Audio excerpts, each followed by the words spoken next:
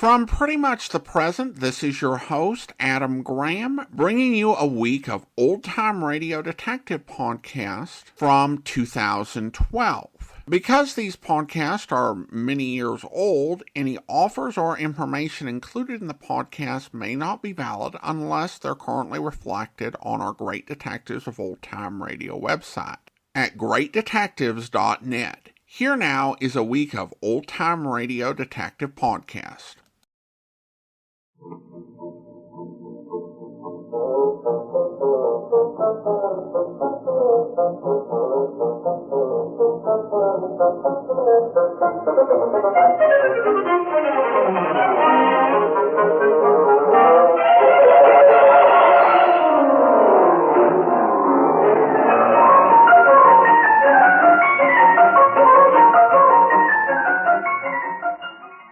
Welcome to the Great Detectives of Old Time Radio.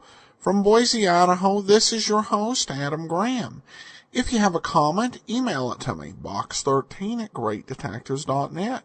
Give us a call, 208-991-4783, and become one of our friends on Facebook, facebook.com/Radio Detectives.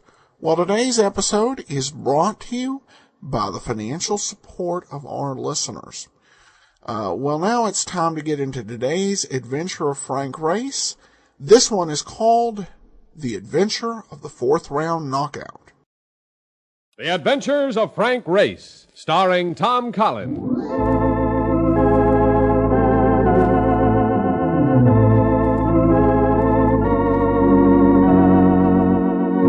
The war changed many things, the face of the earth and the people on it.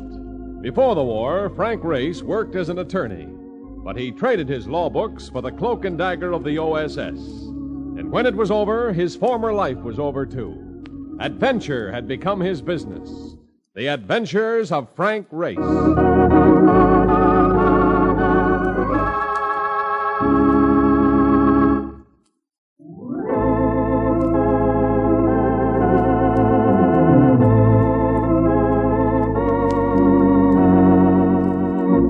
We join Frank Race for the adventure of the fourth round knockout.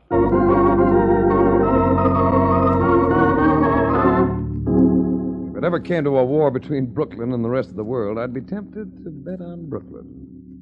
Whatever they go for there, they go for with spirit, whether it be the Dodgers or boxing matches in one of the small local clubs. Mark Donovan, a native son, had dragged me over to one of the clubs to see a young heavyweight on the way up the ladder. I bet you never expected to see a fight like this, Race, huh? Look at him there in the corner, fresh as a daisy. Go on, kill him this round, Freddie, kill him! And that boy of yours is a rough customer. Freddie? Sure. Used to be a longshoreman before Mike Lang picked him up. Mike used to push a cab before he became a fight manager. Well, I'll admit I never saw a fight like this one before. Tell me, Marcus, haven't they ever heard of the Marcus of Queensbury? No. Who's he? I'll tell you later. This is station WBKL, the voice of Brooklyn, coming to you from the ringside of the Red Hook Stadium. Fourth round of the main event between Freddie Natchez and Joe Kenny. Freddie has had things all his own way tonight. He's moving into the center of the ring, and Kenny's backpedaling. Oh, Freddie moved in fast and caught Kenny with a straight left jab. Kenny is back on the ropes, and Freddie's pounding him with rights and lefts. On into La Panza, Freddie! To La Panza! Kenny twists away. He's mighty tired, though. Freddie's shuffling after him. He intends to finish it in this round. And another right and left to Kenny's midsection and a left to the side of the head.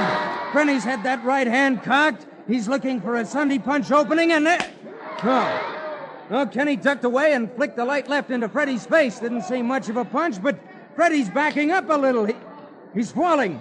Freddie Natchez is down.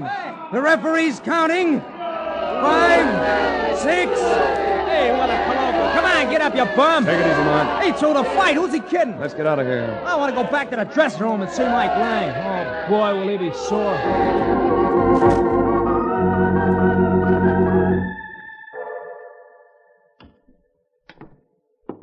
I wish Mike would come out or let us in or something. You said he'd be out as soon as the doctor got finished with Freddie. Doctor? What's that Palooka need a doctor for? He was hardly hit. Well, it didn't seem as though he was, but I don't know, Mark. It was a funny fall. Ah, that wasn't no fall. It was a dive. He went into the tank like Esther Williams at the... Oh. Hello, Mike. Tough break, fella. Yeah, Mark, yeah. That double-crossing... I like to go in and slug him myself, but... What's the matter, Mike? Oh, come on, don't take it so hard. He's dead, Mark. Freddie's dead. Dead? Well, it didn't seem like much of a punch, Mike. It wasn't. That isn't what killed him. He was poisoned. Poison? So the doc says. But I don't know. I don't know how. Who was around him before the fight? Nobody but me. I was the only one with him for the last 4 hours, right up until the time he climbed into the ring. Afraid I'm in a jam. Did Freddie have any enemies, Mike? Who doesn't? Well, I mean, is there anybody in particular who might have wanted him out of the way? Was there anything unusual about this fight? Well, there was a lot of betting, Race. Too much for a small club bout. It means that somebody might have made a big killing. Yeah, but who? Wasn't one of the big plungers. Most of them bet on my boy. Any particular gambler around here who goes for nothing but sure things? Oh, yeah. Benny Sloat, but he's clear on this one. I saw him bet $1,000 on Freddie just last night. Race, I know you get big dough for your work, and I ain't got that kind of money, but... You're a friend of Mark's, that's good enough. Oh, what are we going to do, Race? Well, let's look up the sure thing boy, Benny Sloat. You know where he lives? Yeah, sure. He's got kind of a mansion up in the hills off Grand Central Parkway. Ravine Road. You better drive me up there.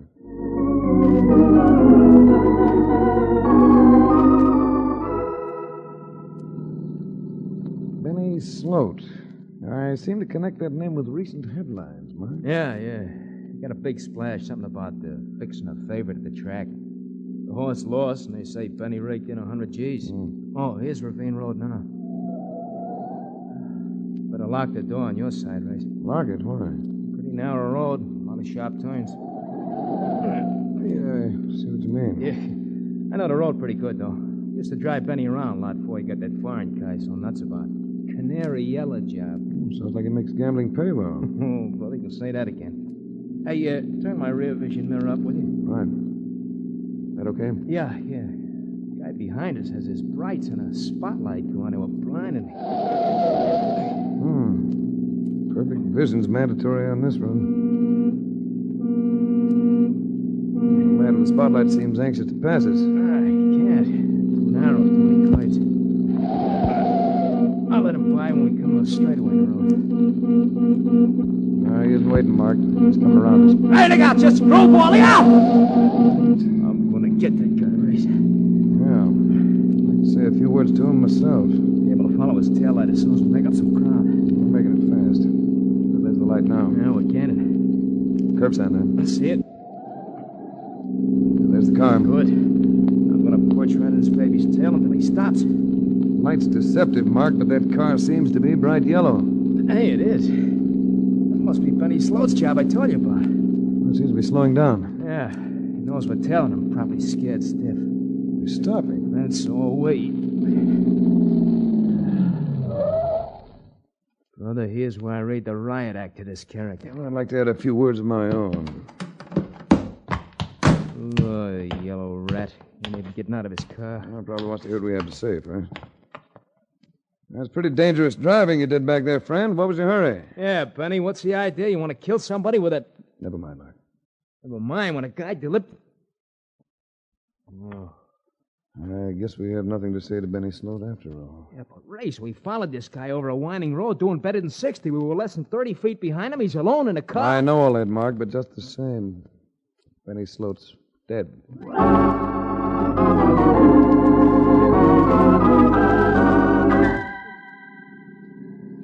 Look, Race, maybe we ought to call in the cops. Now, they'll come in soon enough. I'd like to clear Mike Lang before any arrests made. All right, you're the boss. It's Benny Sloat's house now. Go on, I should come in with you. No, you make the rounds of the gambling hangouts.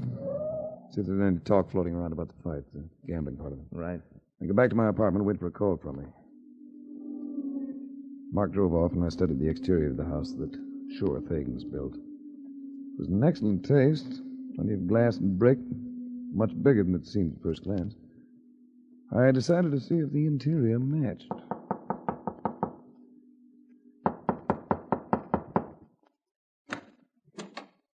Yes? One look at the woman in the doorway was enough to tell me who had provided the aspects of good taste in life, late Benny Sloat. Fashions from Paris had taken care of her dress, but they didn't come close to what nature had provided for the filling. Here was a woman no man could ever whistle at. It takes breath to whistle. May I help you? Is this the Sloat residence? Mr. Sloat isn't home. No, he's as close as he'll ever get, though. May I come in? Well, I'm not selling anything, really. I just want to discuss a dead man I found up the road. Come in. She snapped the light on as we went into the living room. But the room wasn't empty. 2 glasses were on the coffee table in front of the fireplace, and a slightly balding man was sitting stiffly on the divan. Mr. Race. Frank Race.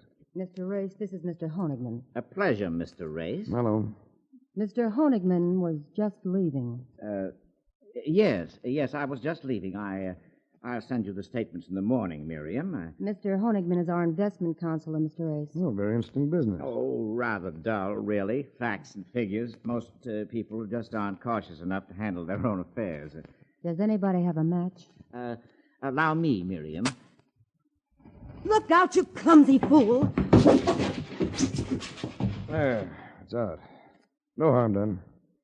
Burn yourself, Honigman? No, the whole book of matches just flared up in my hand. Well, it's a bad habit folding the cover over behind the matches. Yes, stupid of me.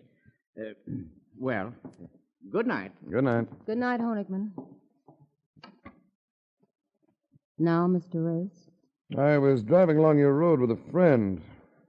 A man in a yellow car almost drove us off the road. My husband?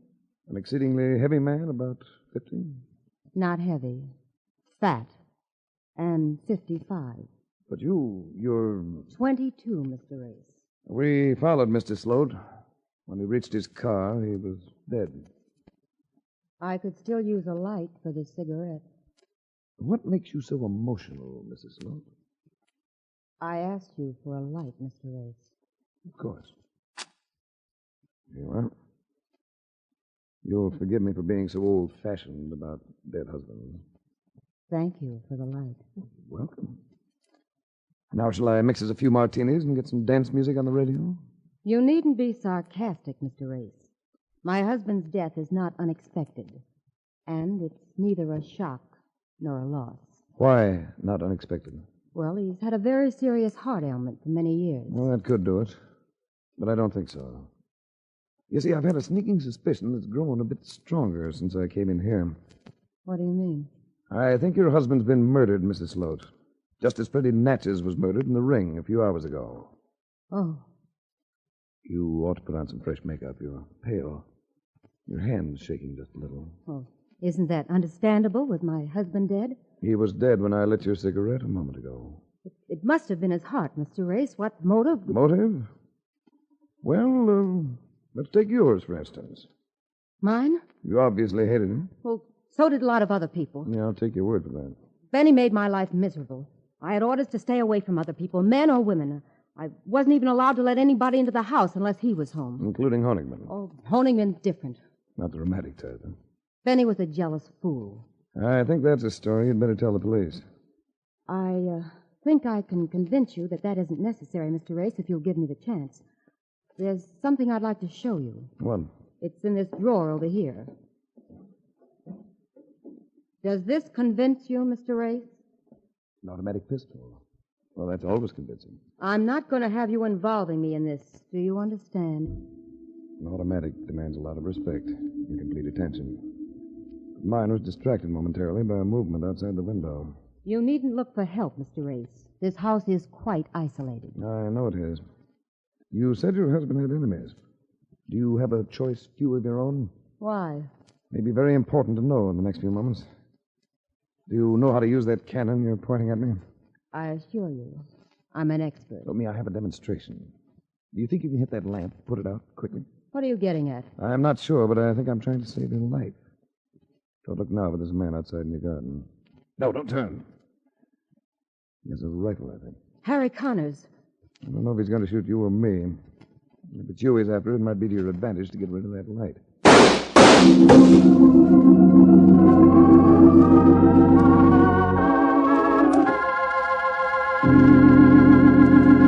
We'll return to the adventures of Frank Race in just about 1 minute.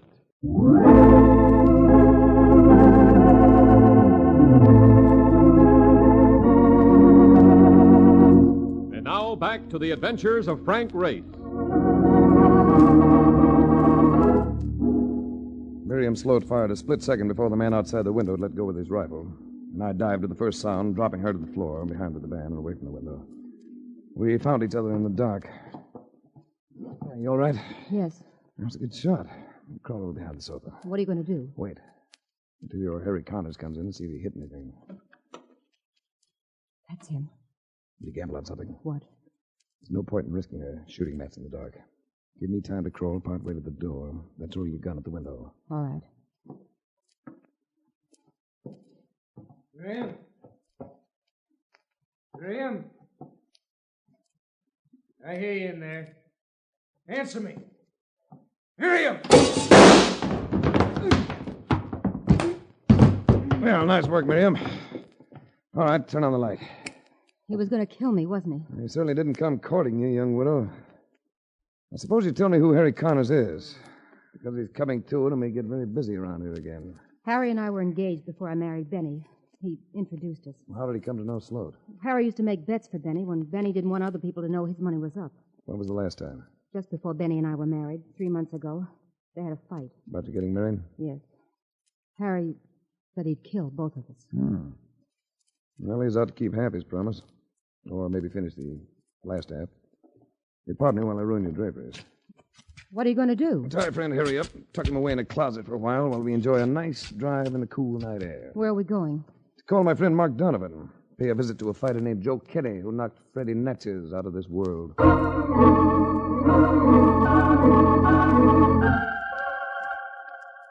Is Kenny's joint right here? Good. You and Mrs. Sloat take a few turns around the block. I want to talk to Kenny alone. Right. Yell if you need me, huh?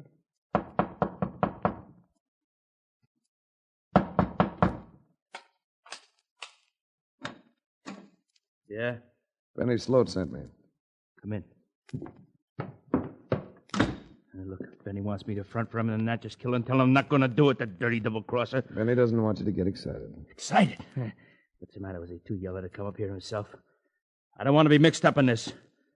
Poison, murder, it ain't my line. Well, something went wrong. Yeah, you can say that again. I'm set up to take a dive in the 6th. And then Freddie curls up and dies on me in the 4th. Well, Benny says you'll get your money back. I better get it back. Every cent I had after 11 years in the ring. I'm too old.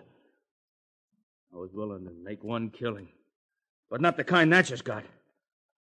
All I wanted was dough. All right.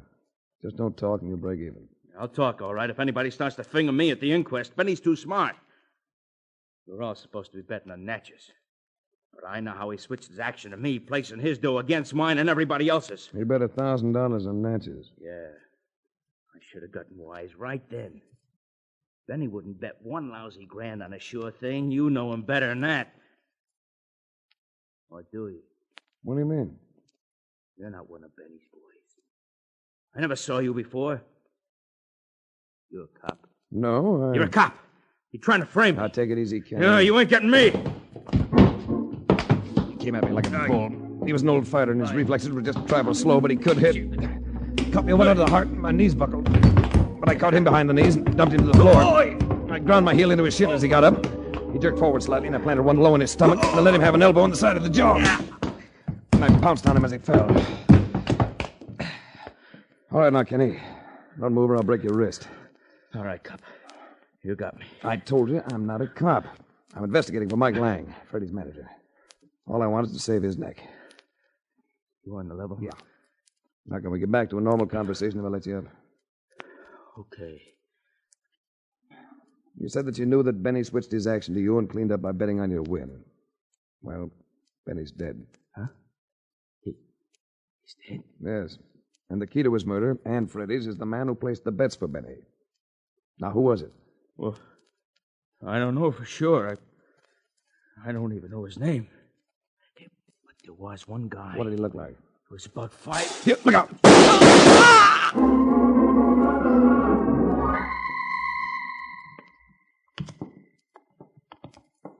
Did you get anything out of Joe Kenny, Race? Somebody shot him while I was talking to him. Holy cow. Look at you. You look like someone's been using you for a drum. I'm all right. Where's Miriam Sloat? Want to make a phone call at the all-night cafeteria on the corner, and so did I. We'd better find her. I want to run back to her house, check up on Harry Connors. Connors was the reason for my phone call. I thought I'd see what I could dig up about him. What'd you find out? Well, he was a betting commissioner for Benny Sloat, see? But you know what he used to be? He used to be a pharmacist. Now, ain't that interesting? Since Natchez and probably Benny were poisoned, very interesting. Oh, there's a cafeteria. Well, I can see the phone booth through the window. It seemed to be empty. Wonder where she went. There she comes, from around the corner. Looking for me? Yes. Who did you call before? Bill Honigman. You met him at the house. Oh, yeah. I thought you might want to examine my husband's books or ask Honigman about his recent business dealings. Well, it might be a good idea. First, I think I'll call on Freddie Natchez's wife. Under the circumstances, I'm sure she won't be sleeping. Did Kenny give you any information? It's time for you to have another cigarette. Somebody shot him while I was talking to him.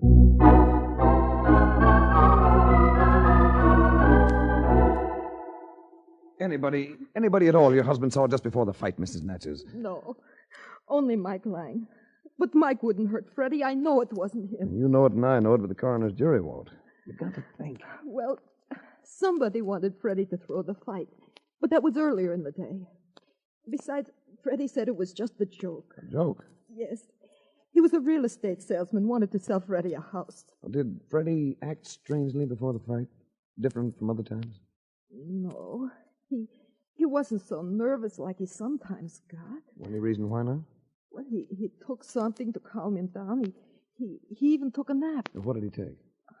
Some kind of a pill. He got it from the real estate fella. He must have took one himself because Freddie asked him if he took vitamins, and he said no, he had a nervous stomach. And then he gave Freddie one of them and told him if he took it just a couple of hours before the fight, he'd feel fine. And it worked, huh? Yeah. It was fine when it left. Thanks. Thank you very much, Mrs. Natchez. Find them. Find who killed my Freddie.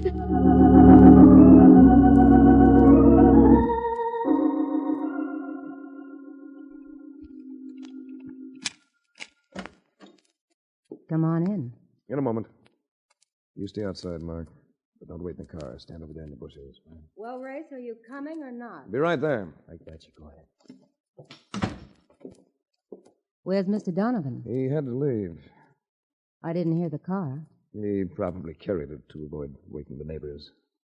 You go out of your way to make it obvious you don't like me. But I do.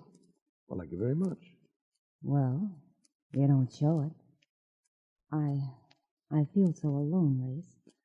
I need somebody to hold me and baby me a little.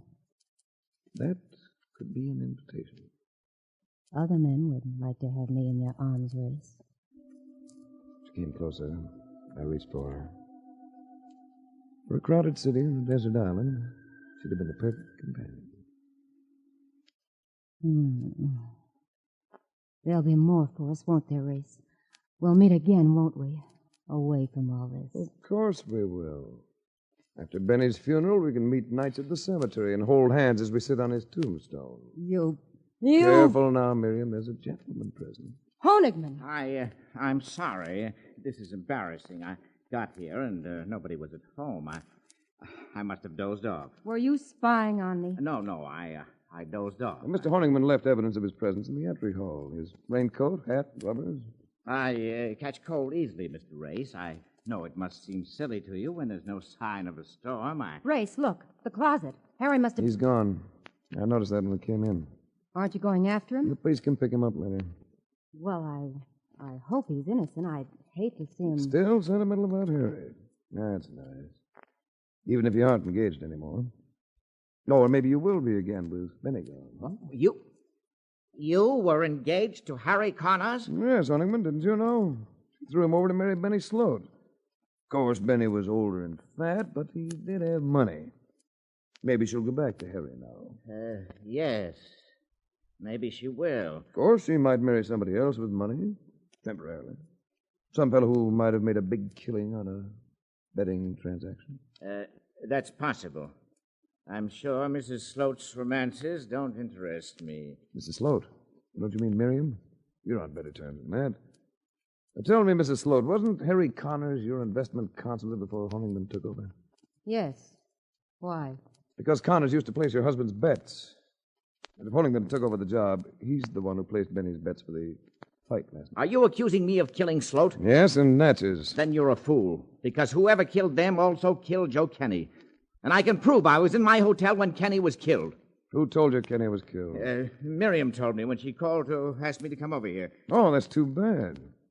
Because I didn't tell Miriam until after she had called you. Honigman, you fool. Miriam, I didn't know. Fortunately, I didn't rely on you, Honigman. No, Mrs. Sloat still has her automatic. Mm-hmm.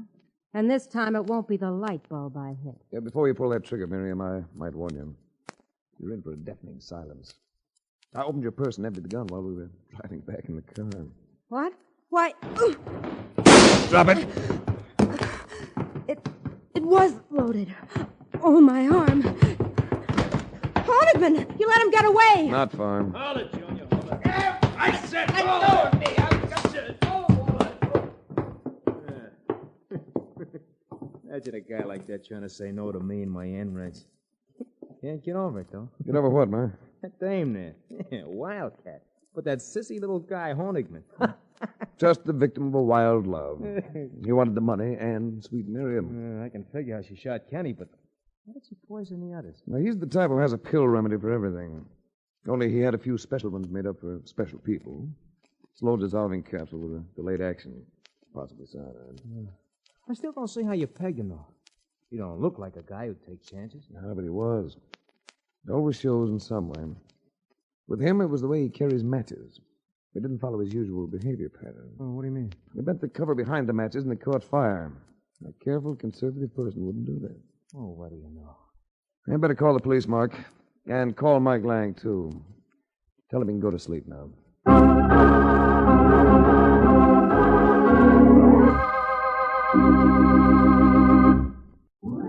The Adventures of Frank Race, starring Tom Collins with Tony Barrett as Mark Donovan, comes to you from Hollywood. Others heard in tonight's cast were Florence Hallett, Frank Lovejoy, Tom Holland, Michael Ann Barrett, Jack Crucian, and Ted Von Eltz. This series is written and directed by Buckley Angel and Joel Murcott.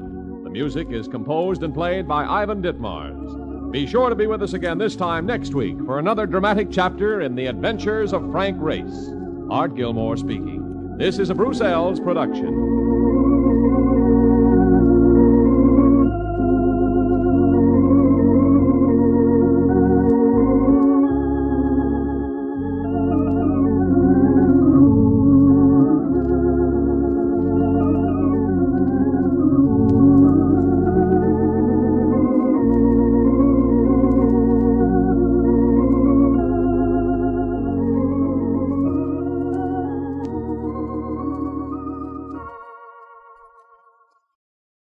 Welcome back. Well, another great supporting role by Frank Lovejoy, who we'll hear in a starring role when we get to Nightbeat, where he plays Randy Stone.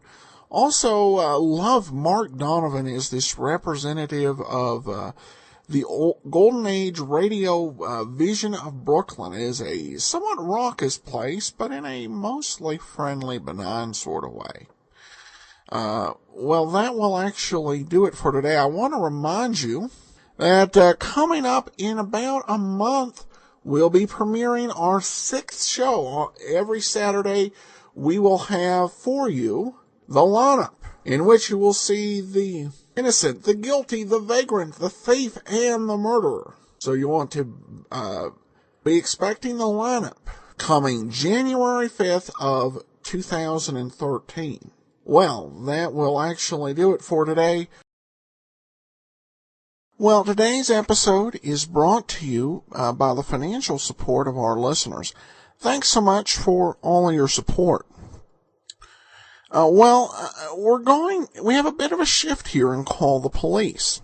The last 3 weeks, we played you the first 3 shows of the first summer replacement series of Call the Police.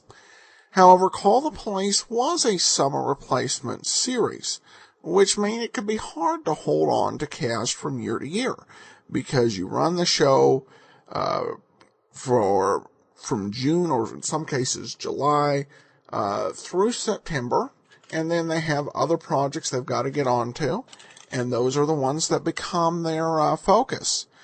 So for the second season of Call the Police, again as a summer replacement, sponsored by Rinso and over the NBC radio network, they couldn't get the same cast back with Joseph Julian in the lead. Instead, they got George Petrie. Petrie was probably better known for, in some ways, his later radio work, where he, as in radio's waning days, he got to a starring role in BBC revival of Case Book of Gregory Hood, and he also played the Falcon. This was the 6th episode of that 1948 season. It comes from July 6, 1948, and it's called The Case of the Suntower Mystery Mansion. Rinso, new Rinso with Solium presents Call the Police. Attention, homicide section, flying squad detail. Murder suspect in your zone. Close in according to instructions.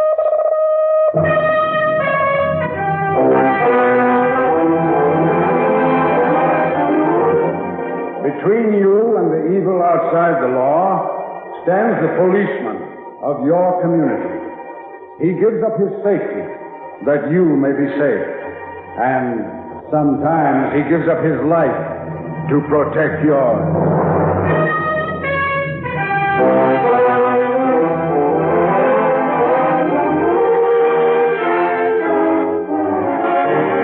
New Rinso, the soap that contains Solium, the scientific sunlight ingredient, brings you Call the Police, a new series of realistic radio dramas inspired by the courageous work of police departments all over America.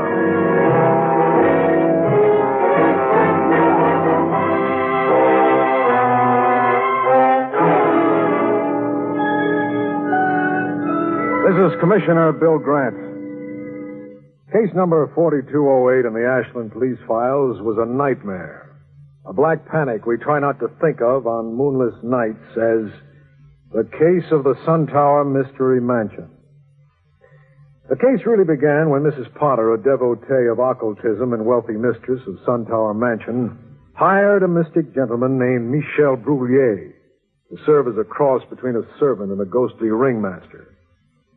This I knew was unhealthy stuff, but it didn't become my business until a few months later, one ugly, rainy night. That was the night Mrs. Potter returned from her European junket. On hand to meet the train was, of course, our boy, the mystical Michel. And Mr. Potter? Gerald stayed over in New York. He'll be in the morning. He will not be pleased when he gets here. Michel, you look different. So worried. The night after you went away, I made a mistake. Mistake? I was lonely in that enormous house, Sybil. It was natural that I should want to talk to our friends. But I was guilty of some fatal oversight. Michel. Suddenly, there was an infernal music and laughter. And then, as I stood trembling, a throne of skulls manifested in the center of the room. And there he sat.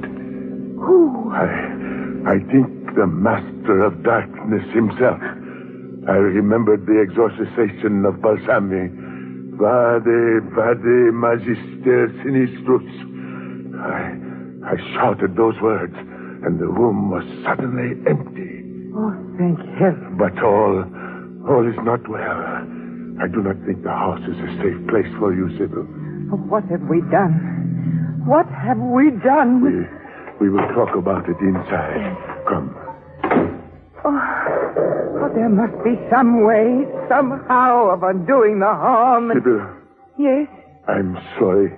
The key to the front door. I've left it inside. You go on ahead. I will let myself into the cellar and open the door for you. You won't be long, will you? Where will it end? Where will it end? Gerald warned me. He said dealing with the beyond is dangerous. Someday you'll discover too late that...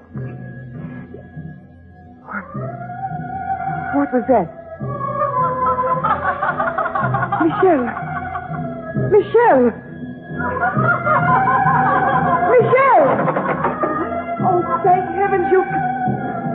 Oh, no. It isn't you. Oh, no. No! Let me out of here! Let me out! Let me out!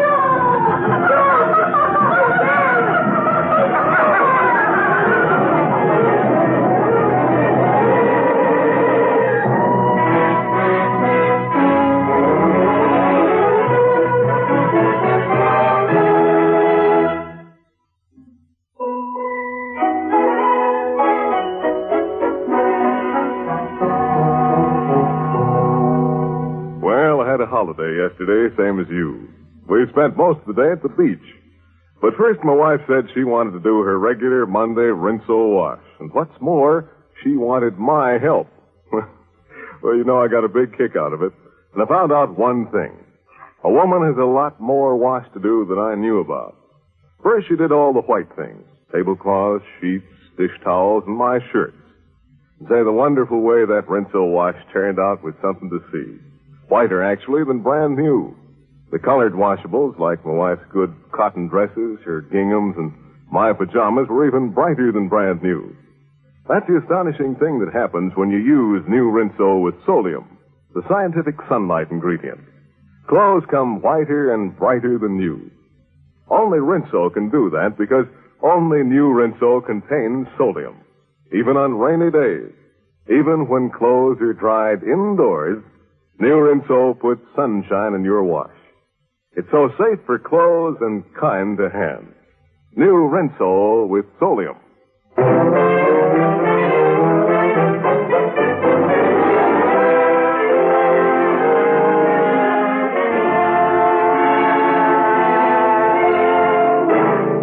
Mrs. Potter, the wealthy addict of occultism, was driven home from the station by her mystic soothsayer and servant, Michael Brullier. Half an hour later, she was found strangled to death in the hallway of her enormous home by a passerby who had heard her earth-rending scream. That was the beginning. But there was more to come, lots more. And all bad, as I discovered as soon as Libby and I walked into Suntower Mansion. There's the body, Commissioner. So I see. You were the gentleman who heard Mrs. Potter's cries, came in to investigate? Yes, I happened to be passing by. I'm a doctor. And the name? Robert Martin. Any details, Dr. Martin? The woman was obviously strangled. Marks in her throat, face contorted. Make a note, Libby. All right. If you'd like to have me make an official report at headquarters...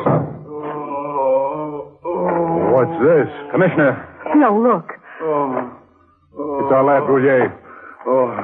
Commissioner. What's the matter, Mr. Brullier? Run into a strong-arm spook? This man is hurt. Whoever attacked him meant to kill. What went on here, Brullier?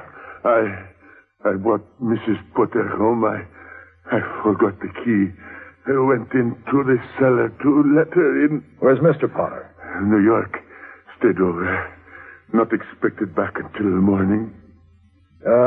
You were going through the cellar to let her in? Yes, I started to run up the steps. She was calling my name, and then from somewhere, something hit me, and I lost consciousness. Is she all right? Not exactly. What is the matter? Where is she? On the floor in front of you. Sybil. Dead. Dead? No. He's fainted. I think it was genuine shock. If it was, doctor him up. Revive him. Yes, sir. Libby, Yes, Bill. let's take a walk. I want to give this monkey house the once-over.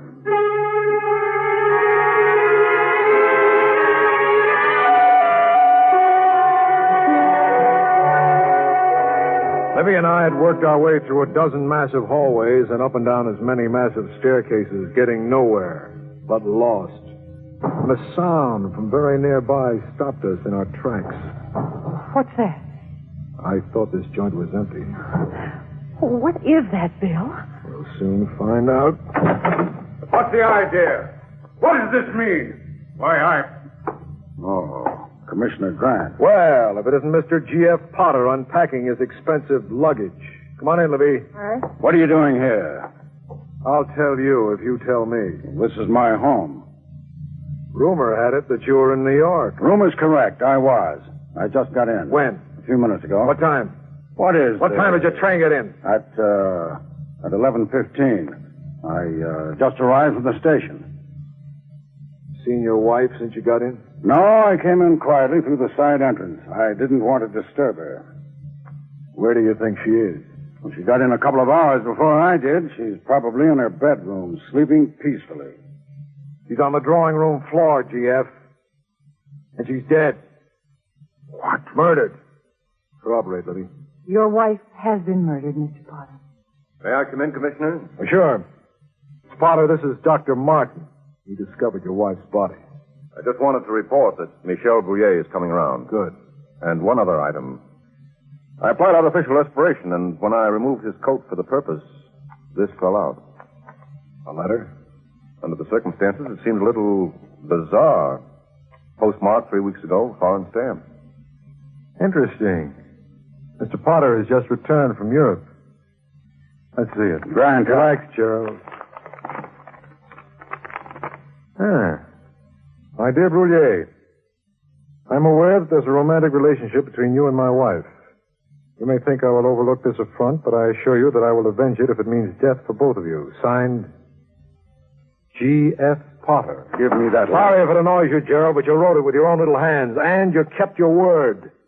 Brouillet is alive by the skin of his teeth. And a little over an hour ago, you murdered your wife. You're insane. Why, my train didn't get in until 11:15. Take it, Libby. All right. Hello? Yes? Yes? Oh, I see. What time was that? Sure. Sure, I'll tell him, and thanks. Tell who? Mr. Potter, that the airline is holding the briefcase that he left aboard the plane. What plane was that? The one that arrived from New York at 6:30 this evening. Well, GF, what's the answer to that one? Before I turned around, Potter was making tracks for the open door to the terrace. I gave chase. He turned and let me have both feet in the solar plexus. It sent me crashing back into the wall of the house, but the recoil was too much for him. And he went over the railing howling like a horrified banshee.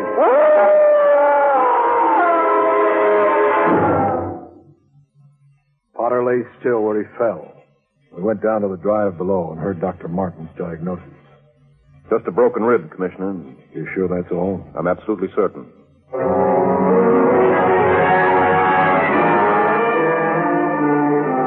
Dr. Martin accompanied his newly made patient to the city hospital where his rib would heal under the watchful eye of a guardian of the law.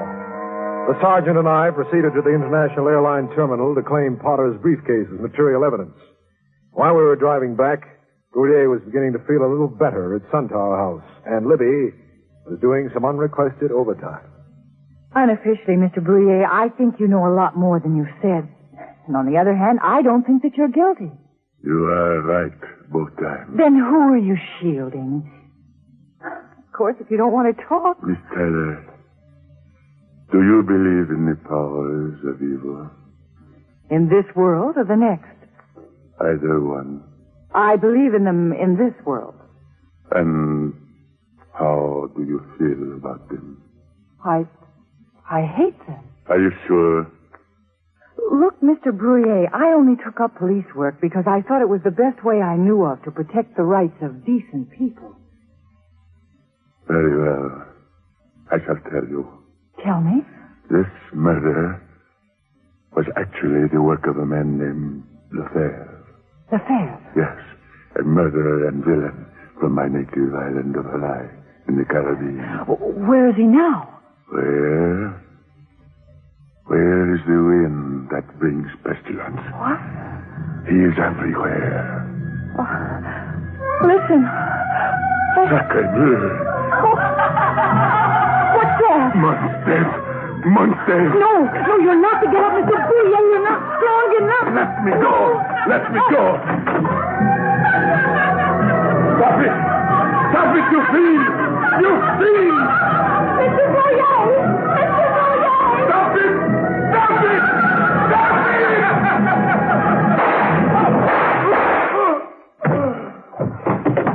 Oh, Mr. Brouillet! Mr. Brouillet!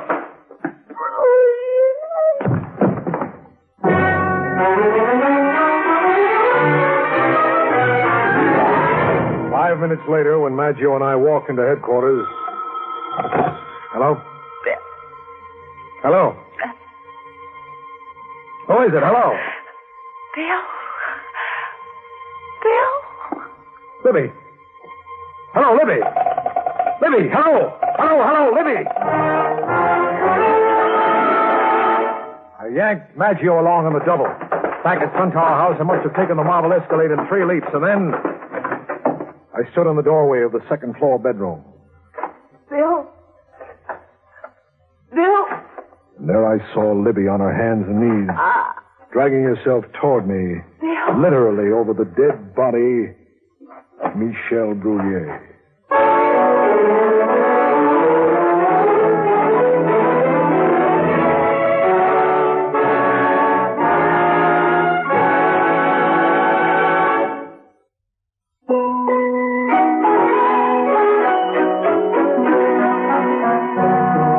I'm sure all women like new Rinso with Solium, but there's one particular kind of woman to whom it makes a really special appeal.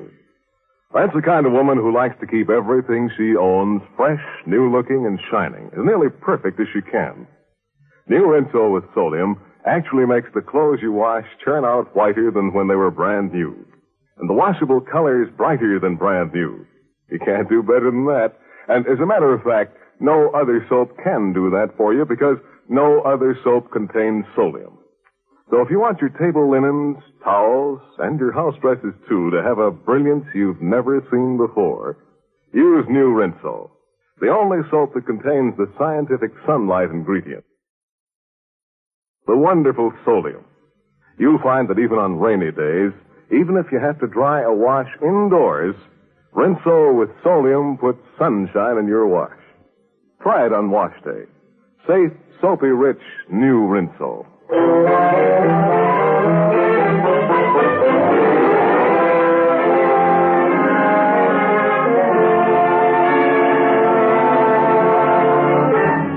When the second murder occurred and Michel Bruyere was found strangled to death at Suntower Mansion, we got Libby out of the joint fast. Back at headquarters, she began to talk to Maggio and me, incoherently at first, and then... Bruyere was just telling me that the murder was committed by someone named Lefebvre. Lefebvre?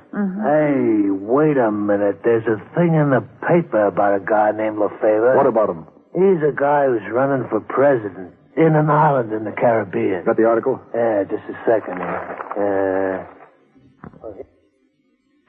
Here it is, page 3. Where? Yeah. Oh. Hanoi, July 3rd.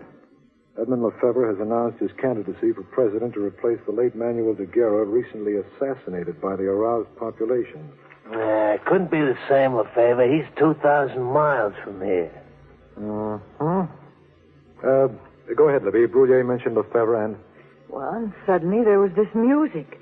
This wild, unreal music and the heavy pounding of a drum and people laughing down below.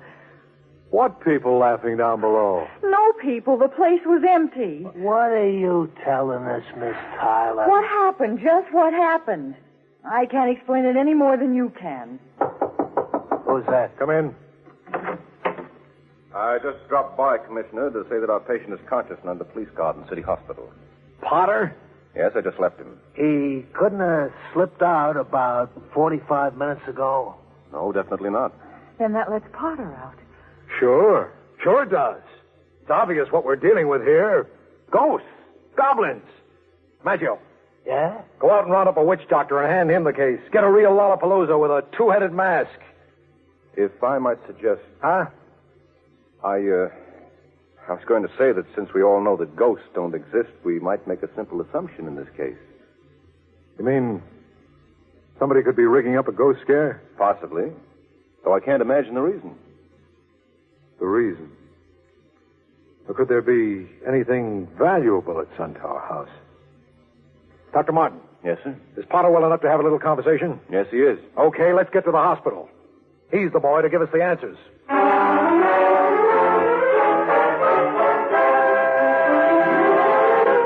You better talk, Potter. If you didn't kill your wife, you intended to. Somebody had gotten to Sybil before you, and you gave us that phony timetable alibi because you were scared. But I've told you all I know, Commissioner. But there's nothing of peculiar value at Suntower House. Are you absolutely certain, Potter? Yes.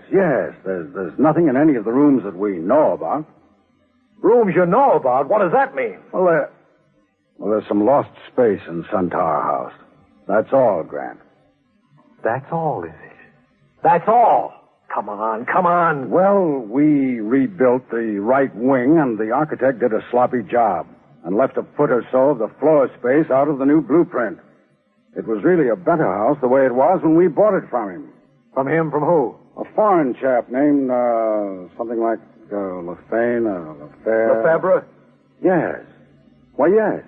That's it. Edmund Lefebvre.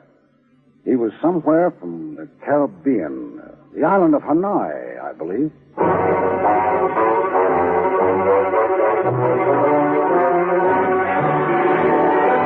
I made a beeline for the original architect of Suntower House and came away with the blueprints. Burning the 10 o'clock oil with compass and slide rule, I finally scared Maggio out of a year's growth. There it is. There it lays. I got it. Holy smoke. Compare, my ever-loving Watson.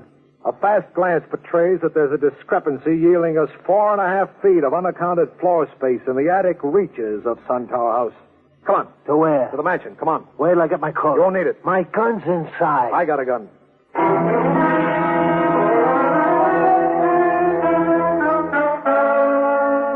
went up to that attic armed with axe and crowbar and started tapping for hollow sound. Maggio took the front wall. I took the rear, and then...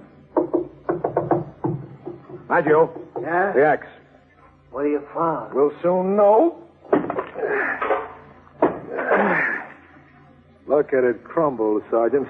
If you ask me, this is it.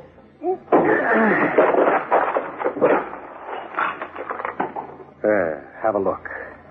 It's the 4.5 feet between the real outer wall and this phony partition.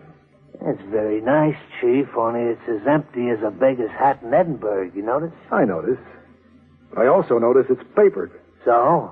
Valuables can come in very small parcels, Maggio. Start ripping the wallpaper off wherever it looks a little loose. As you say, Commissioner.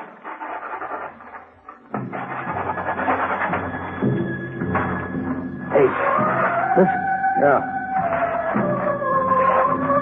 That's what Miss Tyler said she heard.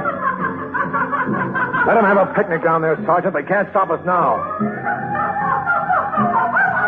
I got an angle, Chief. Lend me a gun and you keep looking. What are you going to do? Fire a shot and see if it don't break up the celebration.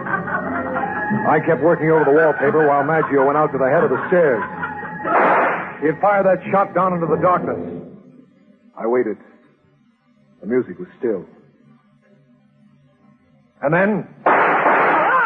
2 shots came up out of the darkness, and Maggio staggered into the room empty-handed and gripping his right arm.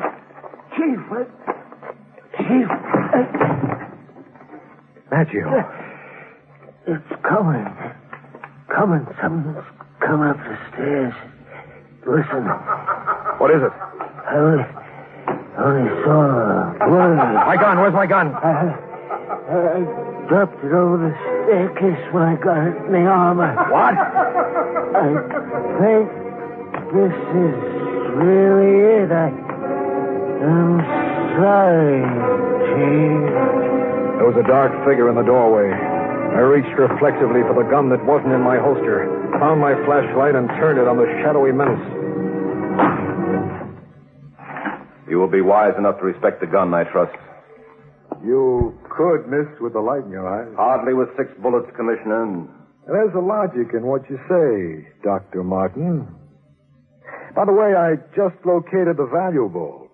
It was a roll of 16-millimeter film plastered behind the wallpaper where the former tenant, Mr. Lefebvre, left it. I will take it, please.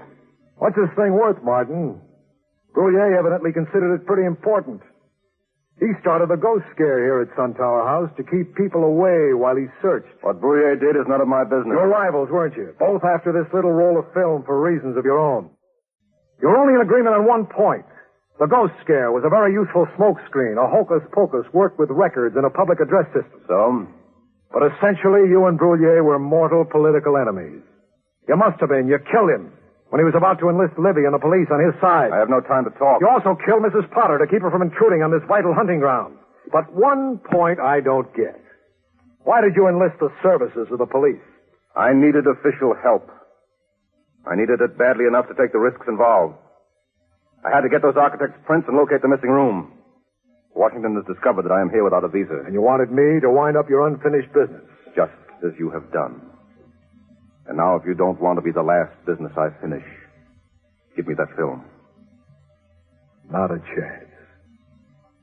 Very well. Play it your own way. Best wishes, Mr. Grant.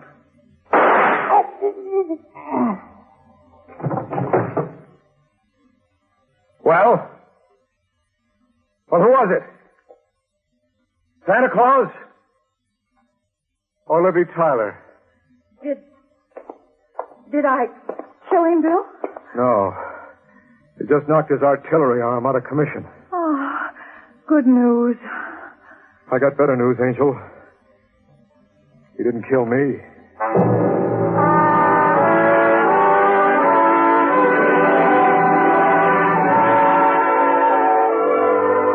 As soon as Maggio came around, Libby and I ran the 16-millimeter films through in a private projection booth. They were documentary proof of Lefebvre's intimate association with certain ruthless elements in Hanai, enough to kill his chances for election. Rouillet was after the film to squelch Lefebvre's chances. Martin, on Lefebvre's payroll, was in this country to destroy the film. So, now what happens, Bill? Michel wins, Libby, the mystical man of goodwill. How do you mean? We ship the film to Hanai tomorrow. And the mystery's over? Except for one thing. How did you manage to appear just in time? Oh, that. Yeah. Well, I got on to Martin.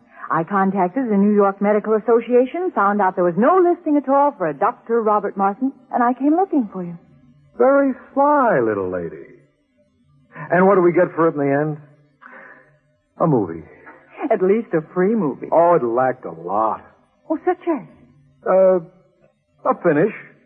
You know, a moment when the guy and the gal stand face to face and he murmurs something sentimental and then draws her to him. Bill, please. Oh, what's the matter, sweetheart? I'm only trying to show you what I mean by a lovely finish. Bill. Oh, Bill Grant.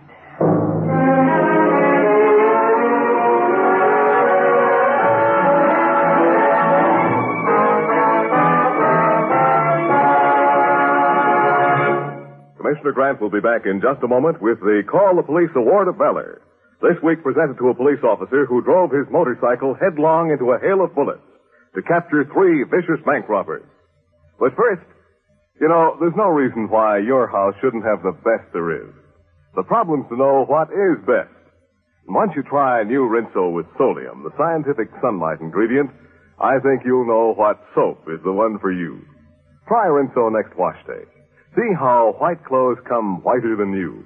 Washable colors even brighter than new. Rinso with Solium puts sunshine in your wash.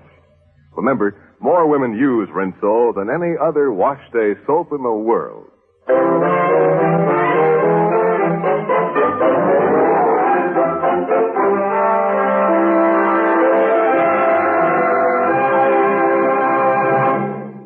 This is Bill Grant. Tonight we present the Call the Police Plaque of Valor and a cash award to motorcycle officer Robert C. Mayer of Los Angeles, California. While on traffic duty in downtown Los Angeles, Officer Mayer picked up a radio police call alerting all units to a bank holdup at 8th and Vermont. Wheeling his motorcycle, he roared in the direction of the robbery. Several blocks from the bank, Mayer spotted the holdup car as it careened around a corner. Skidding crazily for a half block, it crashed against a wall. The 3 bandits leaped out and, using the overturned car as a barricade, opened fire on the radio car number 71T, which had led the chase. Mayer rode his motorcycle directly into the hail of bullets. Then he, too, opened fire. The pitched gun battle lasted for several minutes before 2 of the robbers went down. Severely wounded himself, Officer Mayer apprehended all 3 gunmen. His high courage in face of direct fire, his resolute fortitude and gallant devotion to duty are in keeping with the highest tradition of the police forces of America. Congratulations to Motorcycle Officer Robert C. Mayer, Chief C.B. Horrell, and the entire police force of Los Angeles, California.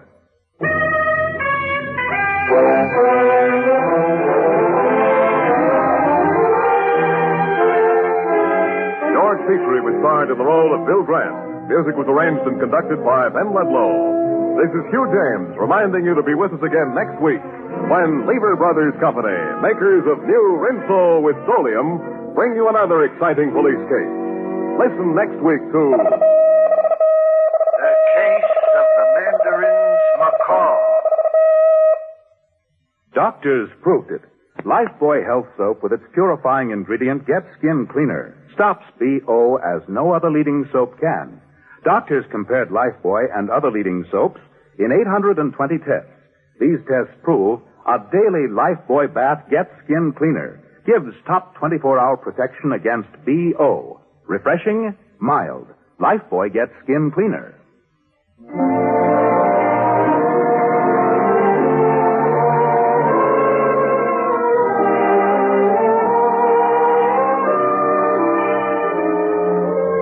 When you go into the woods this summer, be careful about starting a forest fire. Be sure to put out all cigarettes, wet down campfires, break every match you use in two. Forest fires can be prevented, but only you can do it.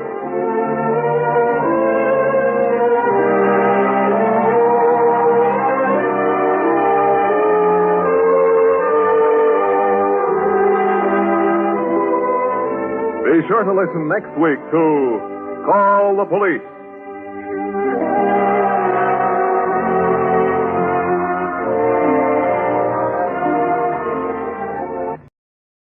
Welcome back. This is actually the first episode of Call the Police I'd heard.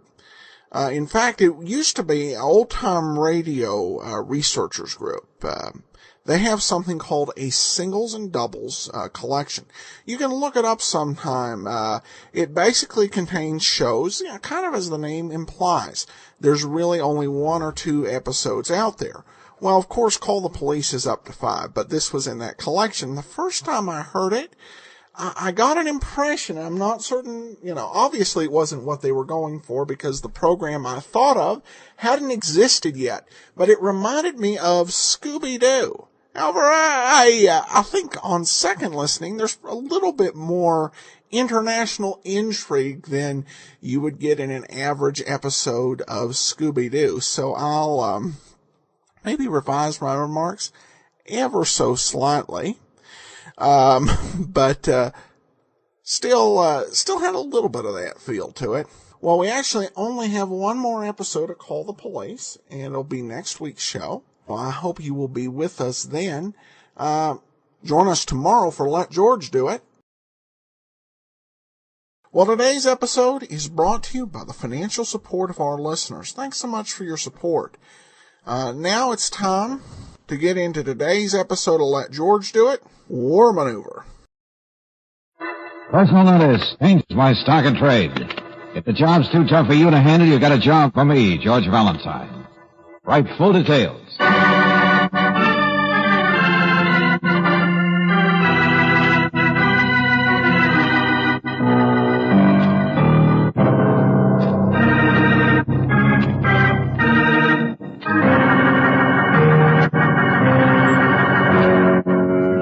Standard Oil Company of California invites you to Let George Do It.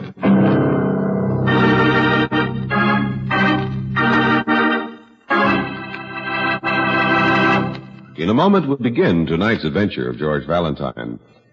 I'm sure that as a motorist, you know how important chassis lubrication is to the life of your car. That's why I know you'll be interested in the advantages you get from guaranteed Car Saver lube service. It's no hit-or-miss job with Car Savers. They use charts specifically designed for your car according to the manufacturer's specifications. No wonder they stand behind every grease job and guarantee them against squeaks for 1,000 miles. Stop in soon for complete Car Saver lubrication service at any standard station or independent Chevron gas station where they say and mean, we take better care of your car.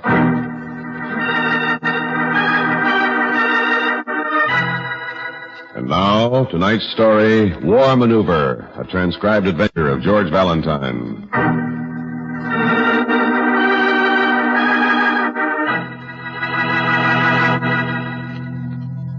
P-A-L-C-H-E-K, Palchek. Yeah, I have the name, Mrs. He's Fenton, the but... nicest, sweetest man, and they have him in jail, Mr. Valentine. That's all I know. Yeah, well, I'm having Miss Brooks checking on the other phone, so just calm down, Miss He's the Fenton. nicest boarder I have, and he wouldn't do anything wrong if his life depended on it. He's gentle, and he never takes a drink. Yeah. Hold on a minute, will you, Mrs. Fenton? What did you find out, Brooksy? They have a Simon Palchek in jail, all right. Uh-huh. What's he charged with? Killing a young woman. He ran her down with his car. He was very drunk. What? Mrs. Fenton. Yes. What is it, Mr. Valentine? I'll get down there and look into it. I'll get back to you later.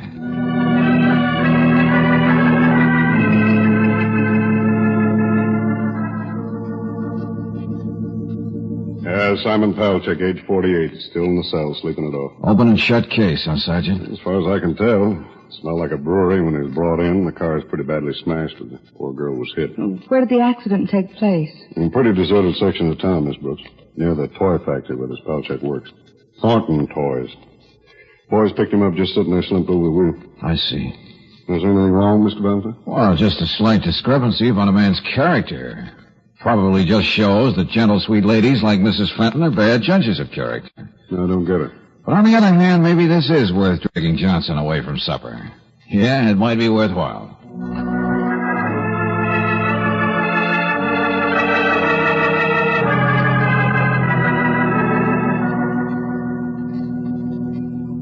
Oh, I don't know anything, Lieutenant Johnson.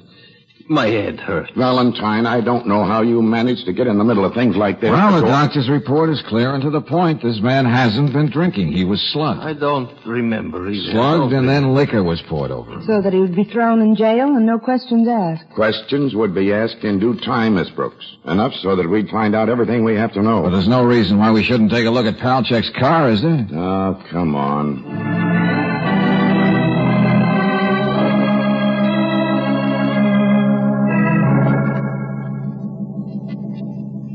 No question now, is there? No. Dents in the front of that car were put there by someone, probably smashed in with a heavy monkey wrench. They weren't the result of hitting that poor girl at all. No. She was probably killed by someone first, then thrown into Palchek's car. Pretty clumsy frame-up by somebody who was desperate and needed time for a getaway. Yeah. Well, I guess my job is over, such as it was. What's that? Well, Mr. Palchek can go back to Mrs. Fenton. She'll make him some nice chicken soup, and I can... You're staying here. You don't come in and get things started and then waltz out. Girl's handbag was nowhere around. No means of identification. Well, what do you need me for? There were some laundry marks on her clothes. We're checking those. You're sticking around.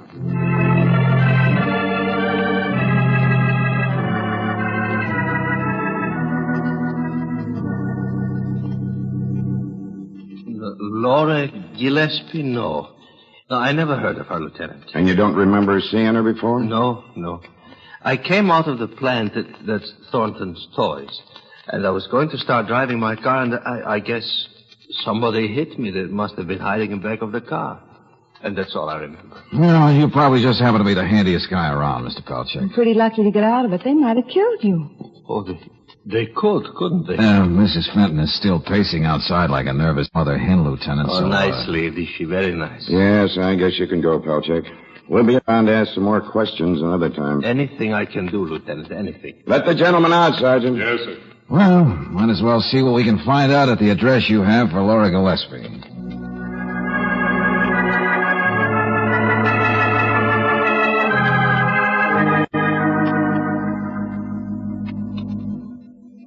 Laura, dead. I can't get it through my head. Why? I'm afraid that's something we don't know yet, Mr. Gillespie. We're trying to find out. Well, perhaps you can give us some idea as to why your wife was down on Manson Street, Mr. Gillespie. I don't know. It's a little out of the way. Was Mrs. Gillespie out shopping this afternoon or visiting some friends? She was out working. Because I was never a good enough man to provide her with the things she deserved. Writer. Where'd I ever get the idea that I could ever write anything in my life? All I could do was to write this trash and drink more than I should. So, I don't know what I can do to help you, Lieutenant. What difference does it make anyway? It won't bring Laura back. We understand how you feel, Mr. Gillespie, but believe me, these questions are necessary. Where did Mrs. Gillespie work? Sorry. Lasovsky Import and Export Company. They're down on 5th Street. Laura was very smart.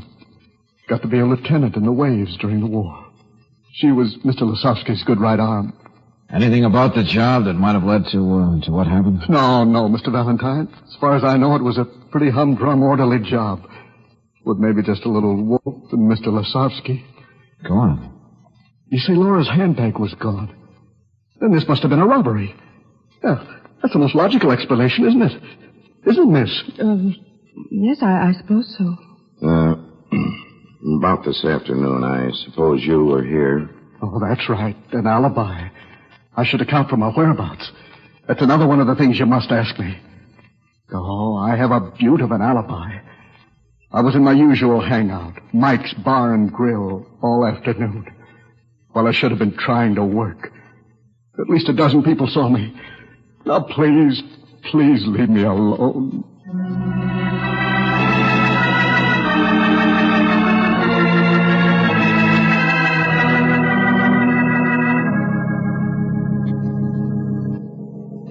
If you work with a girl for over 2 years, Mr. Lasovsky, you should get to know her pretty well. Oh, I did. She was a lovely lady. Smart, brilliant. Terrible tragedy. Did Mrs. Gillespie have the afternoon off? Oh, it wasn't anything as formal as that. In this office, she came and went without having to account to anyone. As a matter of fact, Mr. Lasovsky, we were curious as to whether you might know of any enemies Mrs. Gillespie might have had. Enemies? No. Well, that was kind of a reluctant no. Is it supposed to mean anything? No. I'm sure you understand that if you have anything that might possibly help us, you should... The husband, Mr. Gillespie, is a very jealous man and a very weak one. Of course, I don't mean to imply anything. I see. Thank you very much. I presume you were here all afternoon, Mr. Lasovsky? Oh, yes, with 3 customers. Very fine people. Alibi number 2. This export and import business, Mr. Lasovsky. Yes. Is it of a general nature? Oh, yes, mostly to Europe. Mostly Eastern Europe. Of course, the business isn't as good as it was once. That's tough. We import some fine lace, Bohemian glass. We send them some machinery, even toys. Toys? Yes. You know the toy firm down on Manson? They're very fine clients of ours. What's the matter? Did I say something?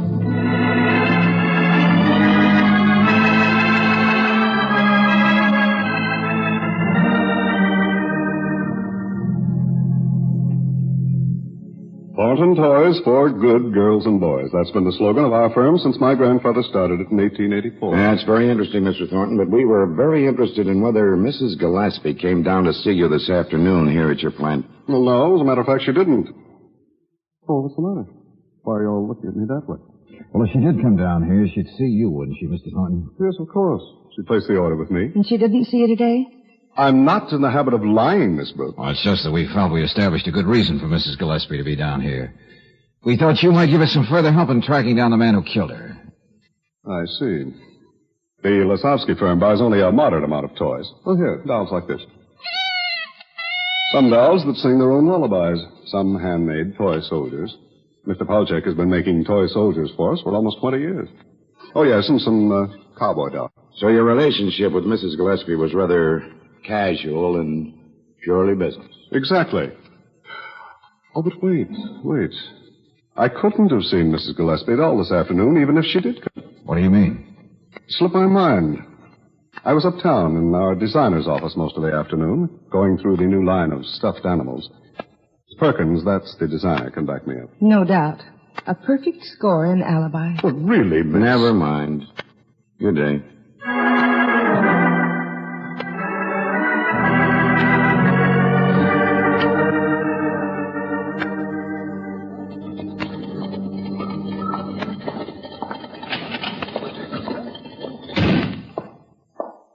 Oh, Valentine. Gillespie phoned down here while we were out. Good. Phone him back so I can pick up Brooksy and take her out for dinner. He wants to get in touch with you. Right away. Me? Must have liked your frank baby blue eyes. Exactly what did he say? I want you to call him at this number. Go on, use his phone. Mm-hmm. Wonder what's on his one. Search me. Hello? Oh, this is Valentine, Gillespie. Oh, yeah. Oh. What did you want me to call you about? Come on over right away. There's something I have to tell you. I was afraid and ashamed, but I'm not anymore. I'm not. Well, sure, but can't you... There are some things that even a no-good failure like me can't take. Things like dishonor. I was in the Pacific for 3 years. Did you know that? Did you? I'll be over as soon as I can. Well, come on, before my courage gives out.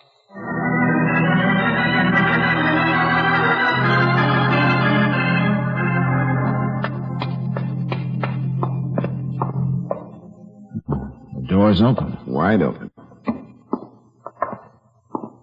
Funny, he isn't here. Maybe his courage left him again. What was the name of that barn? No, wait. What? That sound in the bedroom. Sounds like the window shade or a blind banging against the wall. Come on. Holy mackerel. Poor guy. Couldn't wait.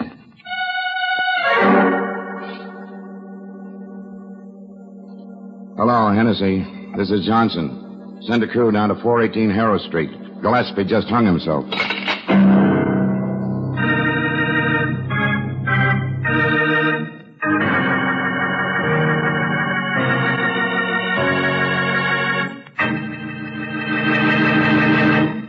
We'll return to tonight's adventure of George Valentine in just a moment. I'm sure that you're all aware of the fact that nothing is as tough on a motor as stop-and-go driving. And yet taxicabs must operate under these difficult conditions at all times. So when the manager of a taxi fleet writes that heavy-duty RPM motor oil has doubled the time between overhauls, that's real evidence that heavy-duty RPM can do the same for your car. It took months and months testing hundreds of oils before we were able to develop this new motor oil. Laboratory tests, road tests, even atomic energy was used. Atomically treated piston rings in test cars enabled us to measure engine wear as it took place. The result of all this testing was heavy-duty RPM motor oil that, compared to premium-type oils as designated by the American Petroleum Institute, doubles engine life between major overhauls due to lubrication. And now, motorists throughout the West have found the advantages of using heavy-duty RPM. Case history after case history proves that here is the motor oil that's years ahead of its time. A car fleet, a cab company, people like you and me report that heavy-duty RPM gives top protection to engines under all driving conditions. So buy what's best for your car. Get heavy-duty RPM motor oil at independent Chevron gas stations and standard stations where they say and mean we take better care of your car.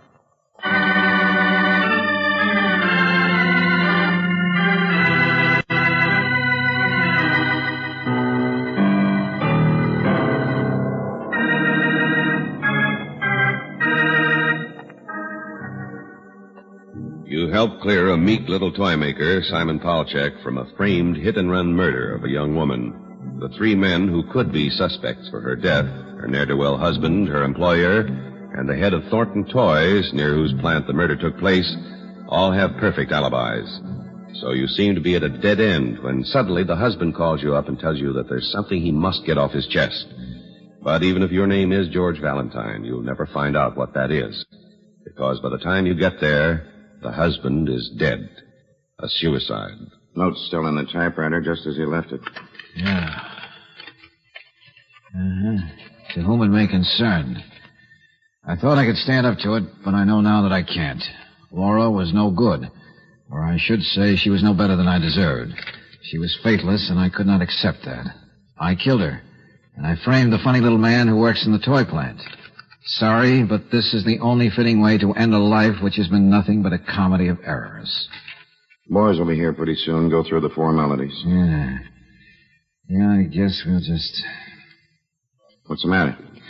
I can't quite make the two things fit. Huh? The words Gillespie used when he called me, it seemed so important for him to tell me he was a soldier, a good soldier who served in the Pacific. Man likes to hold on to whatever he thinks has been worthwhile in his life. Well, the words he used and the fear of facing us. I've seen too many suicides to try and figure out why they would do anything. Hey, wait, Johnson. What are you doing? Look. The fibers on the rope. What are you talking about? They're pointing up toward the ceiling. Hey, that's right. Yeah. He was killed, and then his body was hauled up. That's the only explanation. Murder. Another murder. As vicious as the first. Which leads us exactly nowhere. Especially since we know that all the 3 alibis are foolproof. We'll have to go back and talk to Lasowski and Thornton. They're our only possibilities. I guess so. But why kill Gillespie? What did he know? You try and guess. Oh, come on. Okay. But may I make a suggestion? Yeah. Let's keep up the myth that this was suicide. It's always easier to make a slip if you feel you're safe.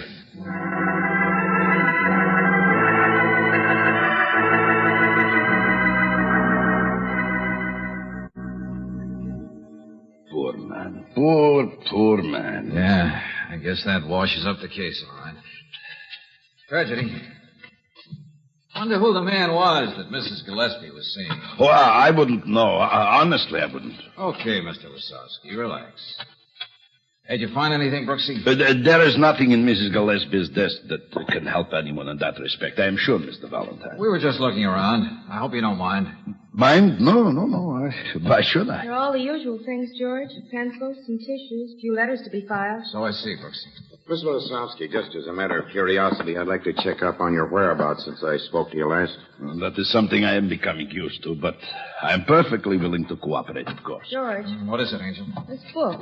It's under those file folders. Plain cover. Oh, let me see. Oh, that's funny. What is? I can use a laugh.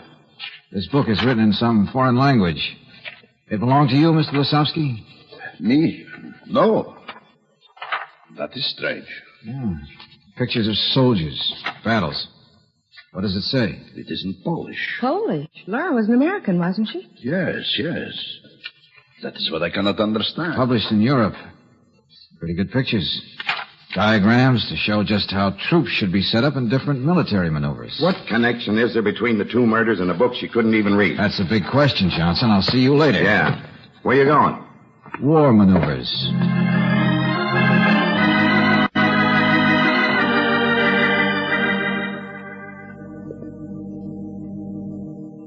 This way, Mr. Valentine. Oh, wait.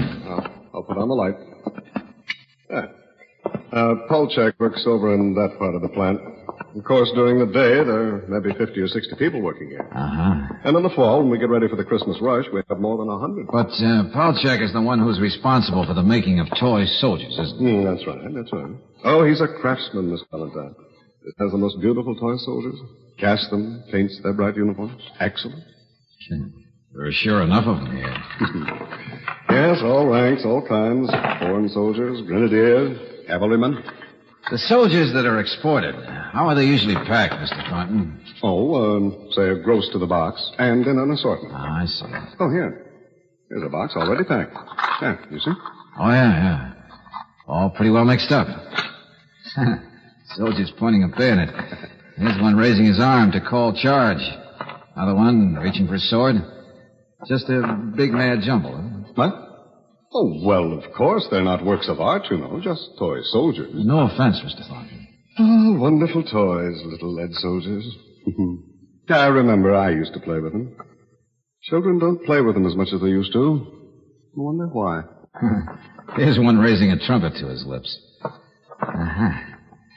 Of course, most of them are plain ordinary foot soldiers, all alike. I was very glad when these orders came a couple of years ago. Pretty steady orders. Oh, that's fine. Well, I guess you'll be wanting to close up and go home now, Mr. Thornton. Yes, indeed. But anything else I can do to cooperate? No, thanks. There's somebody else I have to see now.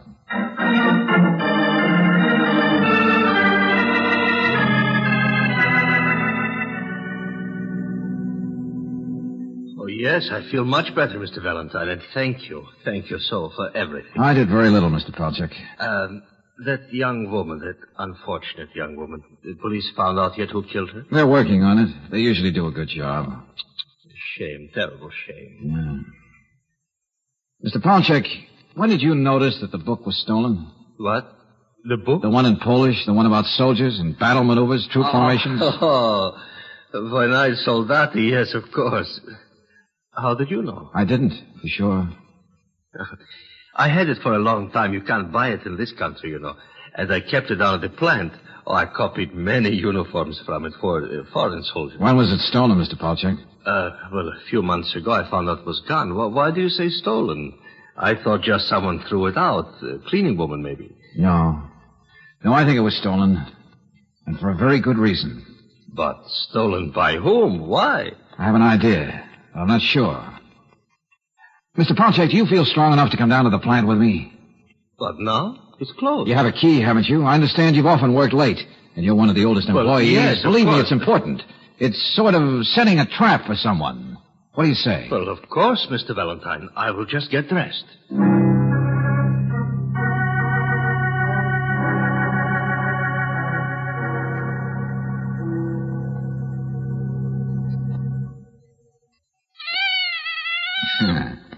These mama dolls sure are cute. How much longer are we going to wait, Mr. Valentine? Oh, not much. Who are we waiting for? That I don't really know. But now you know how I make the little lead soldiers. Yeah. Molten lead. Bubble, toil, and trouble. No. I wouldn't come too near, Mr. Valentine. And little forms to cast the soldiers from. Yes, that's right. I thought this box of soldiers was all ready for export. You, what? Well, any reason why you melted down some of the soldiers from it? Oh, you must be mistaken. All the plain foot soldiers are here, it seems. But the ones with the drawn bayonet and the trumpet and the arms raised to signal charge, where are they? Oh, yeah, they were not quite perfect, some of them.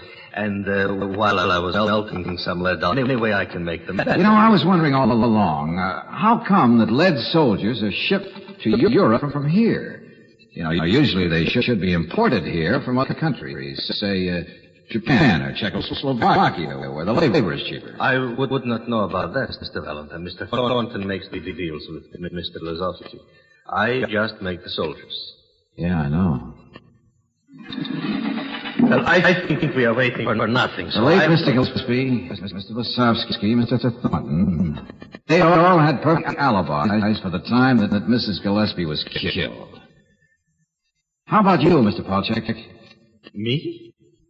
But I was in the car. The murderer tried to frame me. And no one would suspect a framing man. What? You're a very smart man, Mr. Palchik. You killed Laura Gillespie and then framed yourself on a hit-and-run charge that you knew very well was to stand I would stand just where you are, Mr. Valentine. Oh, you're really smart, Buster, completely equipped with a gun. Which I can use. You know, I suspected you, Palchik, ever since I found that book. But I knew you were smart enough so that you'd have to tip your hand yourself.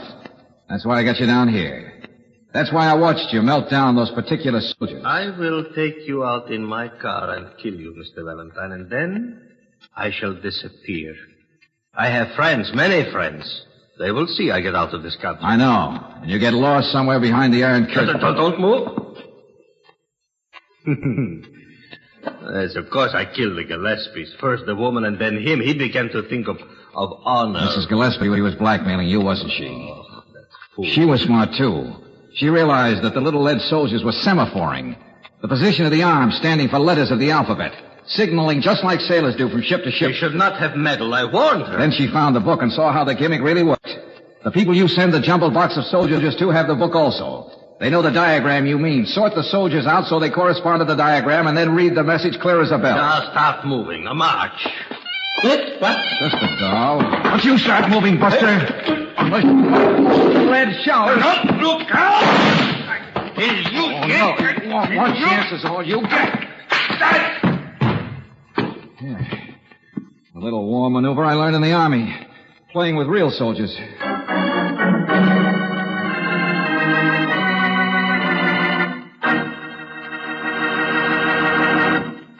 What's it like behind the wheel of your car? Do you feel the surge of power under your foot? Do you sail along smoothly and effortlessly? Or has a one-feature gasoline got your car coughing and sputtering and hugging the side of the road? Remember, the feel behind the wheel depends a lot on what's in the tank. So if your driving pleasure isn't all it should be, shift over now to Chevron Supreme, the gasoline that gives you all 8 high-performance qualities. Full power, quick starting, anti-knock, vapor lock prevention, fast warm-up, smooth acceleration, area blending, and economy mileage. Put spring in your driving with a full tank of Chevron Supreme gasoline at standard stations or independent Chevron gas stations where they say and mean, we take better care of your car.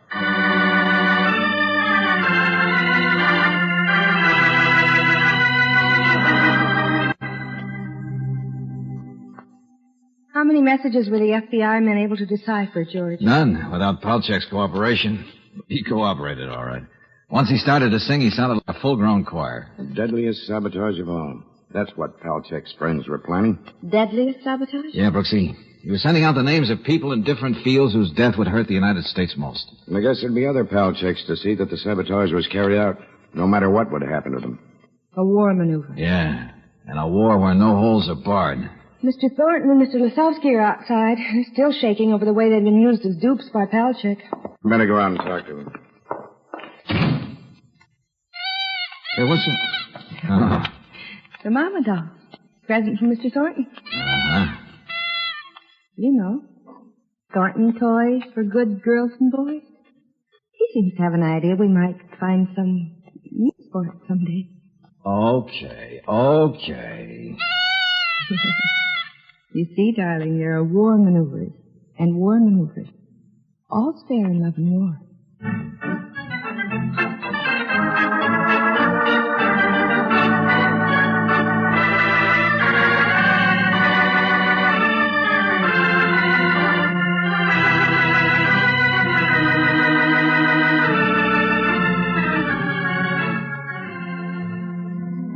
Tonight's transcribed adventure of George Valentine has been brought to you by Standard Oil Company of California on behalf of independent Chevron gas stations and standard stations throughout the West.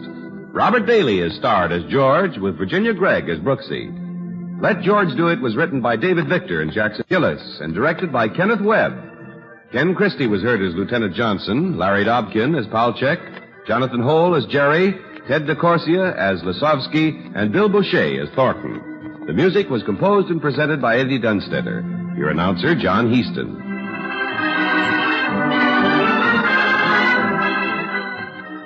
Listen again next week, same time, same station, to Last year, more than 70,000 Americans were cured of cancer. Each year, this number will increase. But we must take much greater strides against this terrible disease. It still strikes 1 in 5. Strike back. Join the cancer crusade of the American Cancer Society. Give generously. Mail your contribution today to Cancer, care of Postmaster.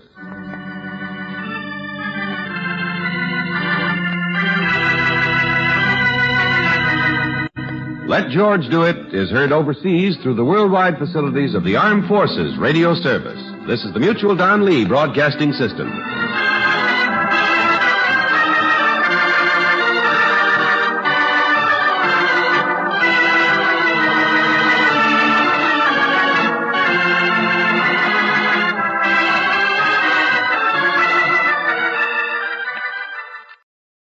Welcome back. Well, I had a sense of who the killer was kind of around the midpoint of the show because they revealed that all of the main suspects seemed to have alibis. Now, that could have indicated that there was a problem with one of the alibis, but on Let George Do It, usually indicates that the person we thought was innocent really isn't. I'm not certain the case was all that predictable in a generic sense. However, after listening to 162 episodes on this podcast, plus close to a couple dozen that I won't be able to play here, I kind of have a sense for how the writers' minds work. I did like the twist about the messages. I caught that when they found the book. I imagine there was some arrangement of the toy soldiers. This does seem to be one of the few detective shows which didn't originally deal with spy material, but has definitely got into Cold War stuff. And I think that it's interesting. Some people have a reaction to the Cold War. Anything with the Cold War in it is dated. Not necessarily anything more than any story where, say, Sherlock Holmes dealing with opium dens is dated.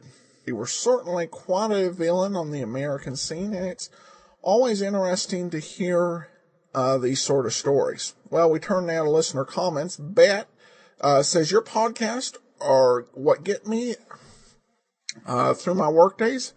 Love them, especially the Sherlock Holmes episodes, since I'm a huge fan of all things Sherlock. Well, thanks so much, Beth. And we will actually be back with another episode of Sherlock Holmes tomorrow. Well, I do want to let you know, if you have a Kindle, my new ebook is out, What Made the Golden Age Shine. In it, I take a look at what made the golden age of radio, television, and motion pictures so special, and made the film and the overall products of that area so watchable even today. It's a great tribute and commentary on the strength of the golden age of Hollywood. It's available for $2.99 for the Kindle, and you can also get it, borrow it for free through the Kindle Lending Library. And we still have available All I Needed to Know, I Learned from Columbo. That also available for the iPad and the Nook. And in the superhero comedy series, we also have Rise of the Robo-Lawyers out with a brief reference to a famous 1950s and 60s TV lawyer show. And that's just for the Kindle. All right, well, now it's time to get into today's episode of Sherlock Holmes. From April 11th, 1949, here's the Mad Miners of Cardiff.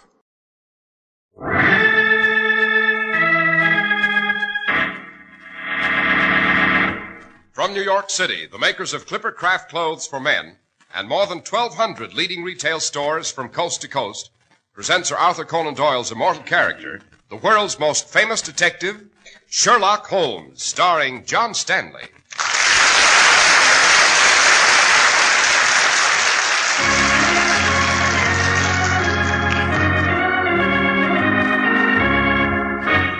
This week's story, The Mad Miners of Cardiff. Hear that, Holmes? That crumbling noise? Yes, Watson. Well, this coal mine we're in may be collapsing, and we better hurry back to the lift. Without discovering what awful thing has been driving the miners insane? Not a bit of it. Yes, but listen. If we don't try to find the lift and return to the Earth's surface, there'll be just one consequence, Holmes. We'll be buried alive.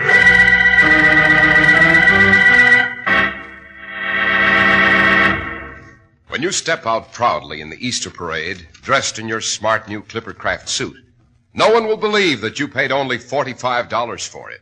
But that's right, because now $45 is all you have to pay for a nationally famous Clippercraft suit of carefully selected, tested worsted, of exceptionally fine tailoring, with a distinctive styling that sets Clippercraft suits apart from any suits ordinarily sold at anywhere near this price. Now, here's how this is accomplished. More than 1,200 independent merchants get together and pool their tremendous buying power. That makes these low prices possible for Clippercraft. So compare Clippercraft clothes with clothes selling for many dollars more, and you'll agree that never before has there been such value in fabrics, such value in styling, such value in workmanship. In short, you get America's greatest clothing value when you buy Clippercraft clothes.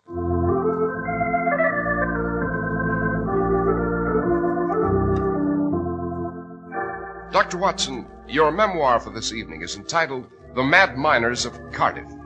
Cardiff is a city in Wales, isn't it? Yes, it is, Mr. Harris. The very heart of one of the world's greatest coal mining centers. Our story begins one awful night at the mine owned by Mrs. Ann Powis. There were 2 lifts at the mine, huge iron cages operated by a chain winch that lowered the men down the shaft and into the winding, treacherous black tunnels below. One lift was rarely in use, since it dropped into a portion of the mine that was abandoned. It was there that the horror began to unfold. There stood Daniel Lowara, a veteran miner, covered with grime, his lamp still flickering in his hand, leaning on his pick and shovel. He had paused for a moment's rest on his way home this night, when he heard a sound. Strange, he thought. No one had used this lift in some time. This section of the mine had been picked clean and deserted is too dangerous, you see. Daniel walked slowly toward the mouth of the shaft. Lad, it's you.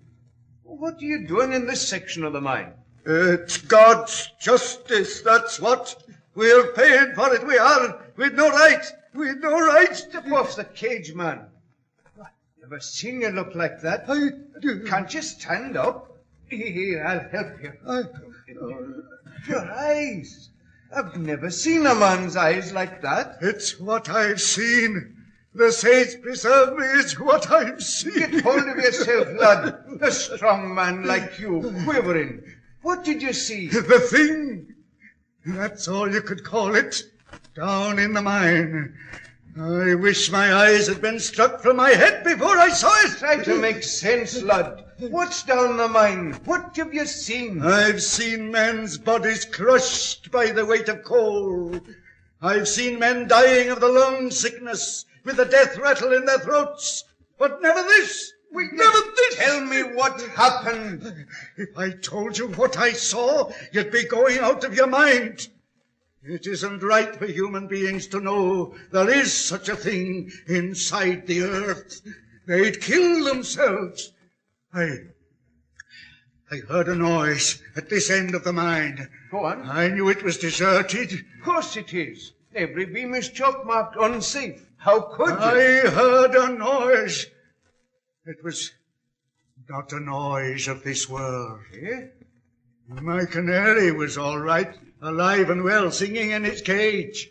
And I knew there was no danger of gas. And then I saw it. You can't imagine what it is. It's Mother Nature striking back, that's what. It's the Earth's revenge. She's spewing out the secrets we never knew she held. And I've seen it. I've seen it. Lad, no sight can do that to a man. Help! Someone! Blood's having a strange fit. Hurry! Call the doctor! Call the doctor!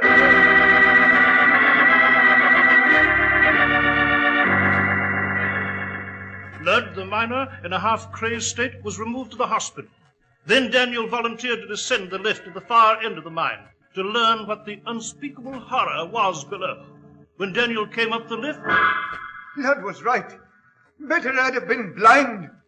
A man's mind can't stand such a sight. In the name of mercy, make me unconscious. I mustn't think of it. But I couldn't think of anything else again. Ever. Not of life, nor of what we do in life. Just this. What is all I've ever known or know. Just what I've seen down in the mine.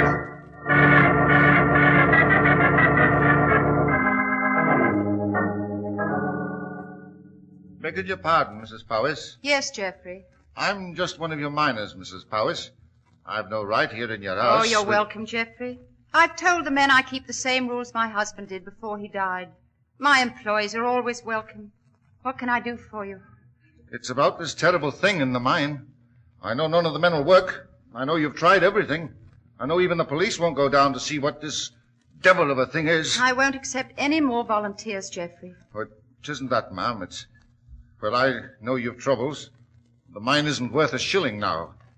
I've some savings, ma'am. Thank you. But I won't hear of it. I refuse to borrow, least of all from my own men. You've suffered, too, with the mine closed. Oh, I knew a fine lady wouldn't borrow. I thought I'd buy the mine, ma'am. But it isn't worth anything now. I haven't much to offer. Precious little. But I might salvage the equipment, sell the land. I know you're desperate, ma'am. I wouldn't embarrass you. But you need a rest. You could at least go away. I was fond of your late husband. I want to help his widow. We men are fond of her, too. I appreciate it, Geoffrey. But I shall try to keep the mine a bit longer. I must face it. This indescribable thing in the mine must be unmasked. But how? You won't Since allow... no one will descend the shaft and look at the site. I've one last hope, Geoffrey. He's an expert on the curious, the outlandish, on mysteries of this sort. He's in London. A Mr. Sherlock Holmes.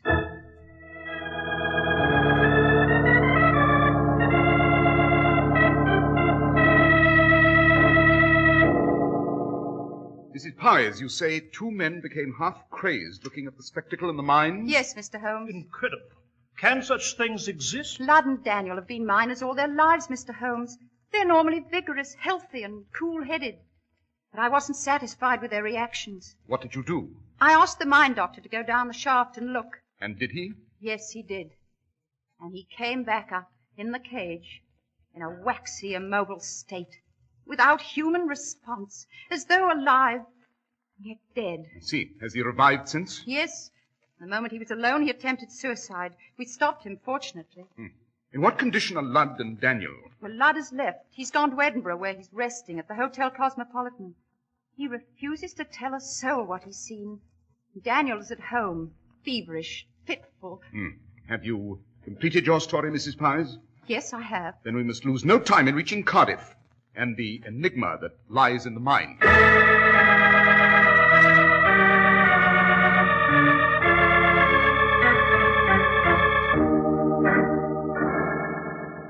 This is the lift that descends to the abandoned portion of the mine, Mrs. Powers? Yes, Mr. Holmes. At the bottom of this shaft lies the thing that has driven 3 men mad. Mrs. Powers! Mrs. Powers! Yes, Geoffrey? Daniel, he rose from his bed. They couldn't stop him. He's vanished. Suppose you tell me the details. I've assumed command on this problem. I'm Sherlock Holmes. This is my colleague, Dr. Watson. Daniel's gone, Mr. Holmes. The town's in a state of alarm. Some folks say the evil at the bottom of the mine spirited him away. Some of the women are all for taking the children and fleeing to the hills. What should we do, Mr. Holmes? The answer is simple, Mrs. Powers. Oh, Jove, Holmes, have you the solution? The path to the solution, Watson. Well, what is it?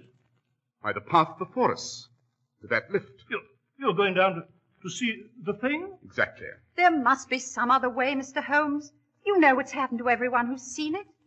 You'll come up out of that shaft like the others, and you're my last hope.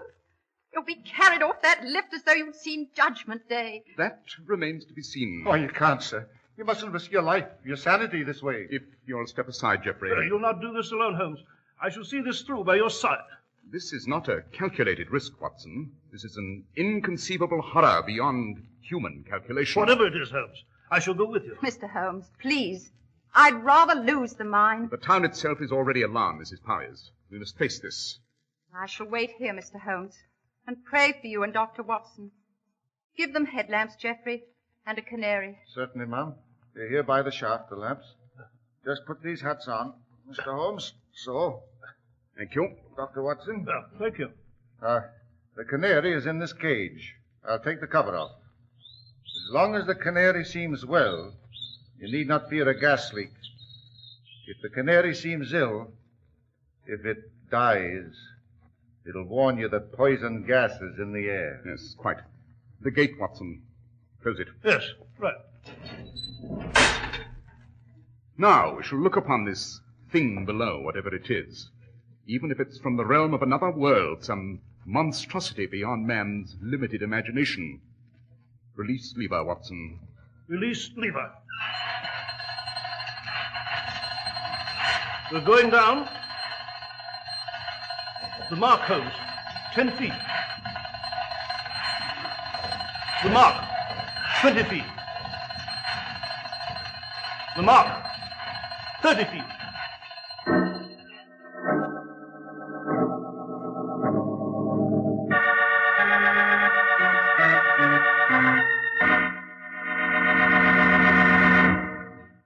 Here's the way to get the most for your money when you buy a new spring outfit. Look for the Clippercraft label. Be sure of the Clippercraft label. You'll find it on new spring Clippercraft worsted suits for only $45, on all-wool covert cloth topcoats for $40, and on the Clippercraft all-wool gabardine topcoats for only $42.50. Clippercraft clothes take their name from the famous Clipper ships that established honest New England quality everywhere in the world. Yet they're as modern as the Clipper planes that fly around the world today. Yes, you can trust Clippercraft clothes and the men who sell them. That's why men who know insist on Clippercraft clothes bearing the Clippercraft label. So be sure to visit the Clippercraft store in your city. These leading stores in the metropolitan area are proud to add their names to Clippercraft in your suits and topcoats.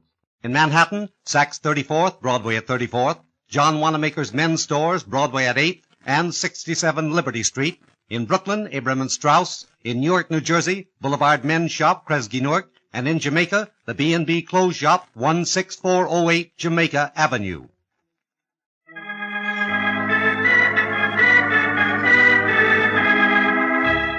Dr. Watson, we left you and Mr. Holmes dropping deep into the abandoned mine on the outskirts of Cardiff. Yes, so you did, Mr. Harris.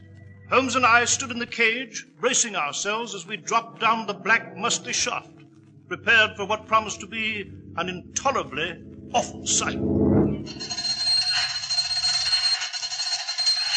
We've almost reached bottom, Watson.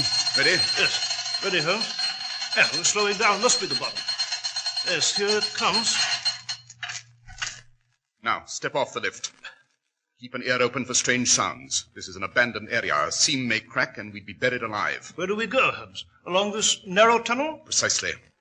The light in our headlamps isn't very good, but it will suffice. All right, go on, Holmes. Hello? What is it? What is it, Holmes? Just ahead. A very strange object. What does it look like? It's against a beam. Turn your head, Watson, so the lamp in your hat lights the passage to the left. See? Yes. We'll have a closer look. Just move along.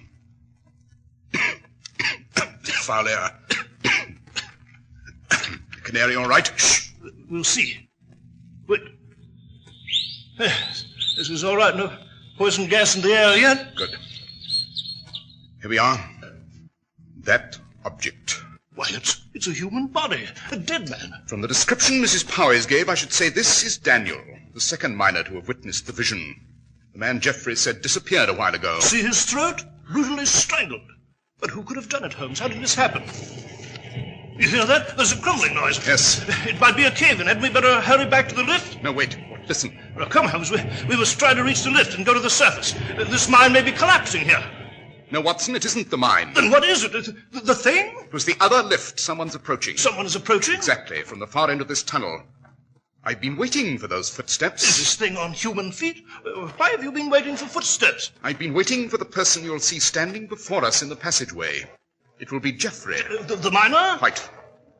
You found Daniel's body.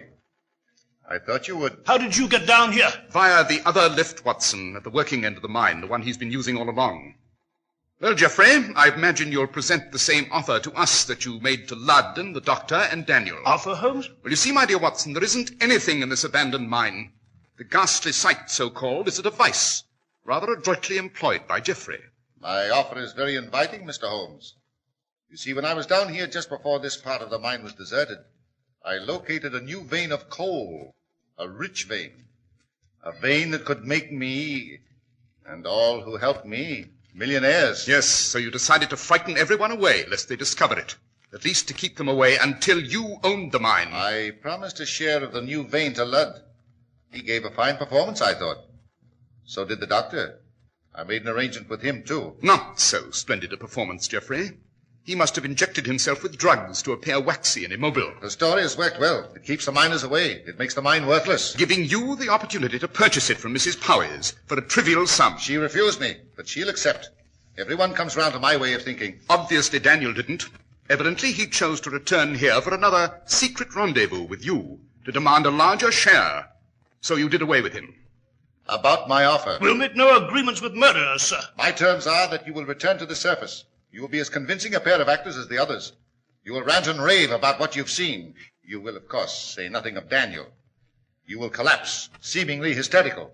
A few days in bed, then you recover. That is one of the most desperate... My terms are that you will swear like the others, never to describe what you have seen as long as you live. It is supposedly too hideous to repeat. In exchange for all this, 10% of the new vein. And if we reject the offer? Oh, I'm afraid there isn't much choice, Mr. Holmes. Listen. But what is that hissing sound? I tapped the spot where I knew a very small amount of coal gas would escape, Dr. Watson. It's filtering now into this tunnel. I don't believe it. You're just trying to intimidate us. Am I? Watch your canary, Doctor. Just watch. Watch.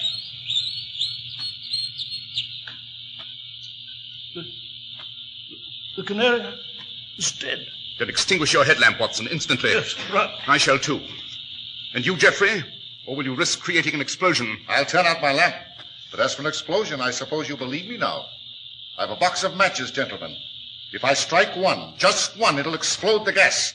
We will be blown to bits. And we are to accept your offer, or you'll strike the match? Oh, yes. If you return to the Earth's surface and reveal this, my life isn't worth living. I'd rather we all died here. And now, the gas will overcome us at any moment, with very little time.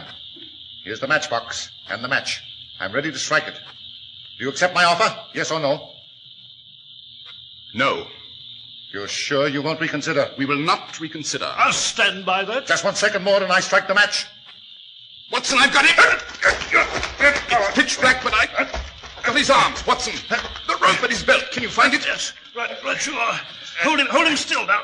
It's so blasted dark here. Yes, tie him up. I've got him, Holmes. Tie him up. I've got a simple jiu-jitsu that'll keep him still now. If I can just find his wrist. There. And now the knot. I can't move. Don't leave me here. The gas. No, we shan't leave you, Geoffrey. We shall take you to the surface and turn you over to the police. Come on, Watson, along the passageway where we came. You find it with your hands? Yes, I have it, Holmes. Then go back. Now, after you, Geoffrey. There's a small beam of light ahead. It must be the shaft. That's it. That's the cage to the surface. Yes, so it is. See, there's the lift. All right, jump on, Watson. You too, Geoffrey. I'll get on. There we are. It's as I feared, I guess.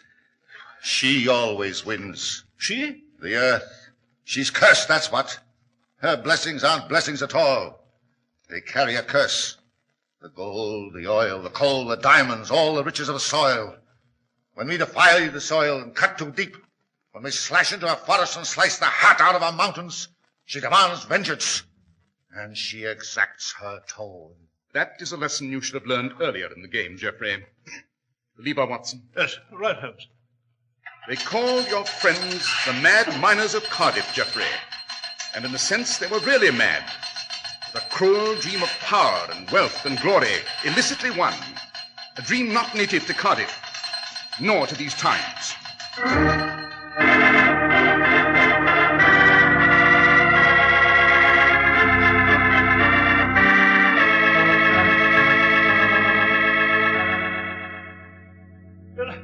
By George, Holmes, I never thought we'd see the flat here at Baker Street again, eh?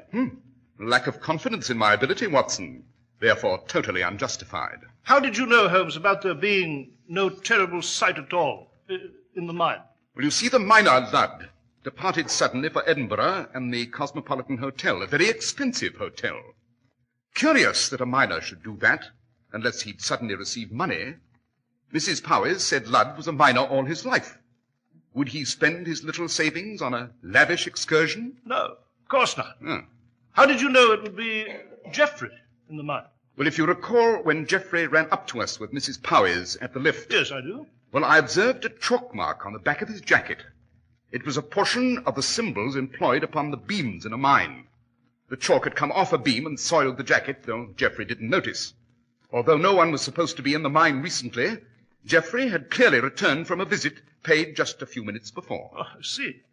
Tell me, Holmes, about a sight that, well, about some mysterious, unheard-of thing that would be so utterly awful it would drive the spectator instantly out of his mind. Are such things possible? Is there any reason to believe they're not, Watson? Couldn't there be such a thing lurking around the next turn of the street? Or nearer, perhaps, at the corner of your hallway, or in the room next to where you're sitting now?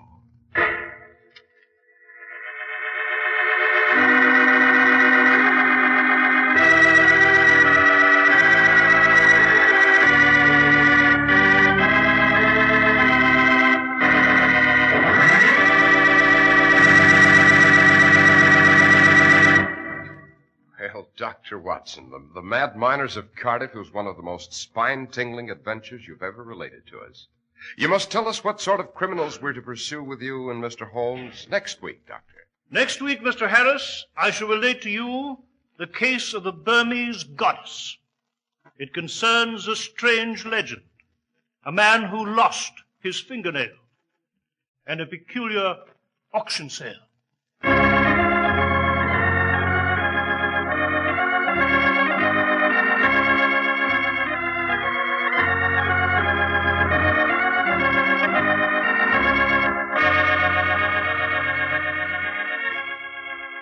makers of Clippercraft clothes and more than 1,200 stores from coast to coast have brought you another in the new series of broadcasts featuring the world's most famous detective, Sherlock Holmes.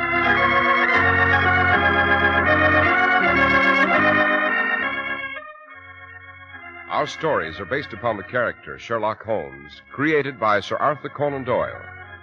The program is produced and directed by Basil Lochran. Sherlock Holmes is played by John Stanley. Dr. Watson by George Spelman. This week's story was written by Howard Merrill with special music by Albert Berman.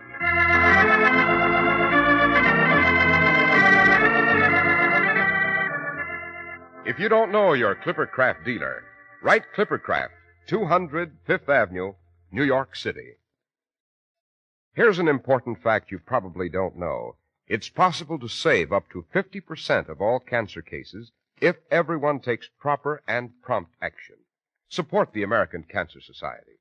Send a generous contribution to cancer, care of your local post office tonight. Be sure to listen next week to Sherlock Holmes in The Case of the Burmese Goddess.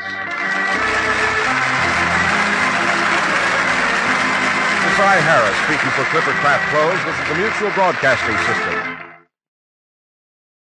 Welcome back. Well, I guess the villain, when he made the offer for the seemingly and apparently worthless mine, that's a dead giveaway. I had not guessed the whole idea that everybody who was pretending to have gone insane hadn't seen anything at all. It was kind of a unique wrinkle. Well, we turn now to listener comments and feedback, and we have this from Clarissa.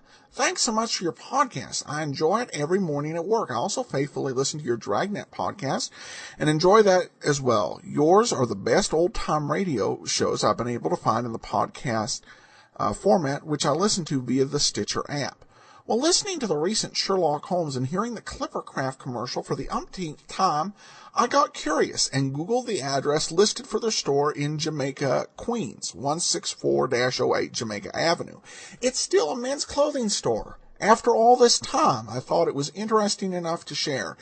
Have a great day and keep the old-time detectives coming. Well, thanks so much, Clarissa. Indeed, I agree. It's definitely interesting enough to share. One thing I've wondered about is if the John Watermaker men's stores are in existence. I've not actually Googled it because, to be honest, I can't even figure out how to spell that one properly. Finally, we have a review on iTunes.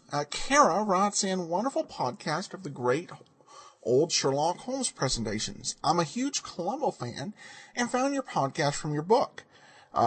When our telly recently went out, these podcasts were a great replacement, and now, even with a new television, we still listen to the Sherlock Holmes stories rather than go back to watching television in the evening. Keep up the great presentations. Enjoy the Clippercraft commercials. Well, thanks so much, and appreciate your comments. And it's kind of interesting. I always had the idea that the podcast would promote the book, but the book also, I guess, can promote the podcast. So we're glad we have people listening and reading. Definitely appreciate it. All right, well, that will do it for today. We'll be back tomorrow with yours truly, Johnny Dollar, and then join us back here on Thursday for another episode of Sherlock Holmes. Well, today's episode is brought to you by the financial support of our listeners. Thank you so much for all of your support and donations over the past year. Now it's time for today's episode of yours truly, Johnny Dollar, The Piney Corners Matter. For your listening enjoyment, John Lund as Johnny Dollar. Bob Creel, Johnny. Tri-State Limited. Oh, hiya, Bob. Listen, I want to read your letter. It says, if you want to know who killed Martha Williams, you pay no mind to that person or persons unknown. Look close to home. Real close to home. Well, there you are. Signed with that famous old name, I suppose. Yep, anonymous. Postmarked Piney Corners, Pennsylvania. Martha Williams was killed a month ago. Shot. We carried a $10,000 policy on her. Who's the beneficiary? Her husband, Ben Williams. He's a farmer there. The coroner's jury brought in an open verdict. We're about ready to pay off the policy, but now, how about it, Johnny? Piney Corners, huh? All right, Bob. provided I can find it on the map.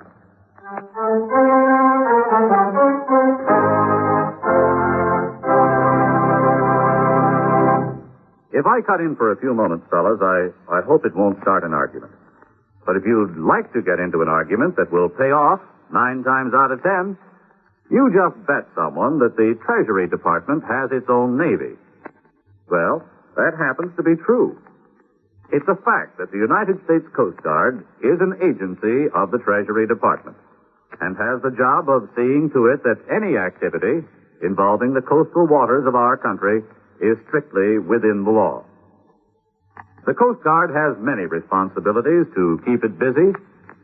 It assists ships and aircraft in distress, protects game, seal, and otter fisheries in Alaska, and maintains the International Ice Patrol in the North Atlantic.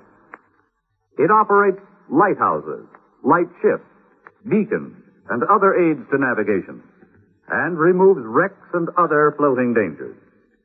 In addition, the Coast Guard enforces laws and regulations relating to customs, navigation, neutrality, immigration, and quarantine. All peacetime jobs under the supervision of the Treasury Department. During wartime, however, the Coast Guard is attached to the United States Navy and acts directly under that branch of our military service. But whether it operates under the Treasury Department or the United States Navy, the Coast Guard is a mighty bulwark in the protection and defense of our country.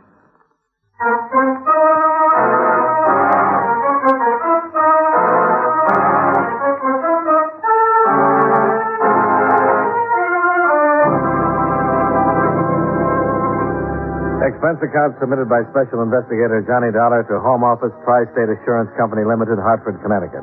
The following is an accounting of expenditures during my investigation of the Piney Corners matter.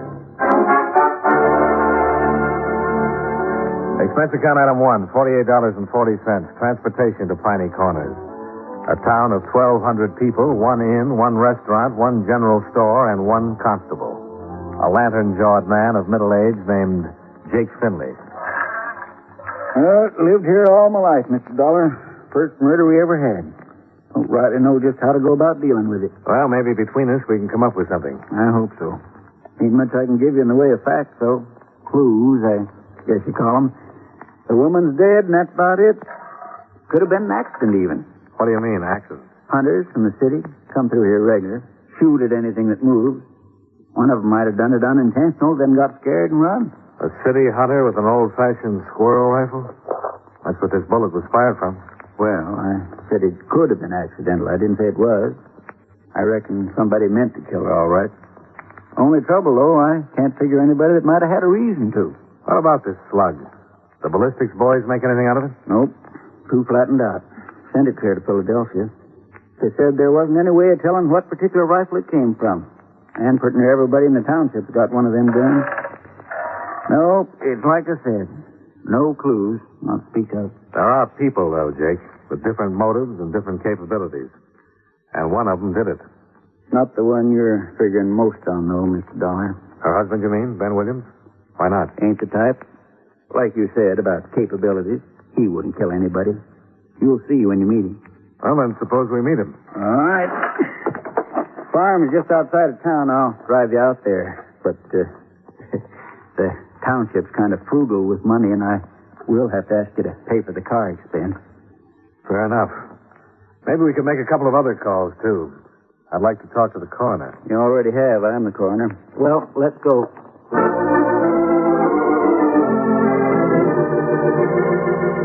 Expense account item 2, $4.50. Car expense from Piney Corners to the Williams farm. Or at least part way to the Williams farm. After stopping several times to point out local landmarks, Constable Finley pulled up beside 2 people who were building a rock wall along the road and introduced me to Williams' neighbors, the Keelers. How do you do, Mr. Dollar? I'm pleased to meet you. Mr. Dollar's an insurance investigator, Ira. He's checking into Martha's death. Oh, I see. Tri-State Company. Why, yes, that's right, Mrs. Keeler. Oh, it's a terrible tragedy. Sad thing for all of us. The Williams have been neighbors for years. Good neighbors. And then this, after all the other trouble they'd had. What sort of trouble, Mr. Keeler? Oh, Martha's illness. After that operation last year, she was almost an invalid, you might say. Ben had to care for her, along with doing for the house and running the farm, too. A lot of time he spent caring for her. Now, Agnes... Not half as much time as he spent hanging around that girl. What girl is that, Mrs. Keeler? Oh, that little flibberty gibbet. Agnes. I'm afraid my wife is just repeating gossip she's heard, Mr. Dollar. Ben Williams is a fine young man. Any stories to the contrary are idle rumors. I know the girl, Mr. Dollar. It's Flora Lane, a waitress at the Piney Corners Inn. You can talk to her when we get back to town. Good. I reckon we better get on over to Ben. Oh, by the way, Mrs. Keeler, the company appreciated your letter. How'd you know it was me? Oh, I just guessed. Nice to have met both of you. Goodbye.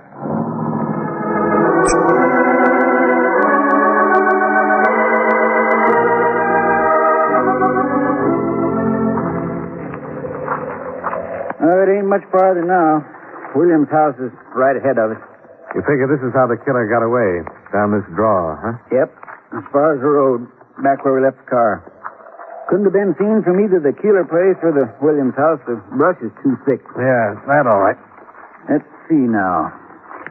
Over about there is where I calculated the shot was fired, Broughton. Right next to that survey marker. Come on, I'll show you. What was the survey for? Well, they was figuring to build a turnpike through here last year. Finally picked someplace else a few months ago. Too bad. It'd have made this land worth something. Now, let's see. Martha Williams was sitting in that big front window there. Ben's put the glass back in since. It was long about dusk. Miss Keeler was in the room with her. She'd brought over a cake or something. And somebody standing above where we are now fired at her through the window with a rifle and killed her. And got away. Back down the draw there, I figure. Tell me something, Jake. This waitress at the inn, Flora Lane, she pretty? Well, tastes differ. She's pretty enough. Was it just a rumor? Or was Ben seeing her before his wife was killed? Oh, he stopped by the restaurant once in a while. Cup of coffee, piece of pie. He was doing all the cooking at home. He got mighty tired of it, I reckon. And what about now? Is he still seeing her? He eats most of his evening meals there, if that's what you mean. How about his wife? Did she have any chance of getting well eventually? Not according to the doctors. They said she'd be an invalid as long as she... You're barking up the wrong tree, Mr. Dollar. It adds up, Jake. A pretty girl in the offing, young and alive, an invalid wife and a rundown farm. Now, he wouldn't be the first man who's gone wrong trying to get out from under a burden like that. Yeah. Not Ben, though. It ain't his nature. Come on, let's go up and talk to him. You'll see when you meet him. Why would Mrs. Keeler go out of her way to get him into trouble? Sending that letter? Well, she's always been a good friend of Martha's, but she never has like Ben. I don't know why. That's just the way she is. I wouldn't put no stock in what she said.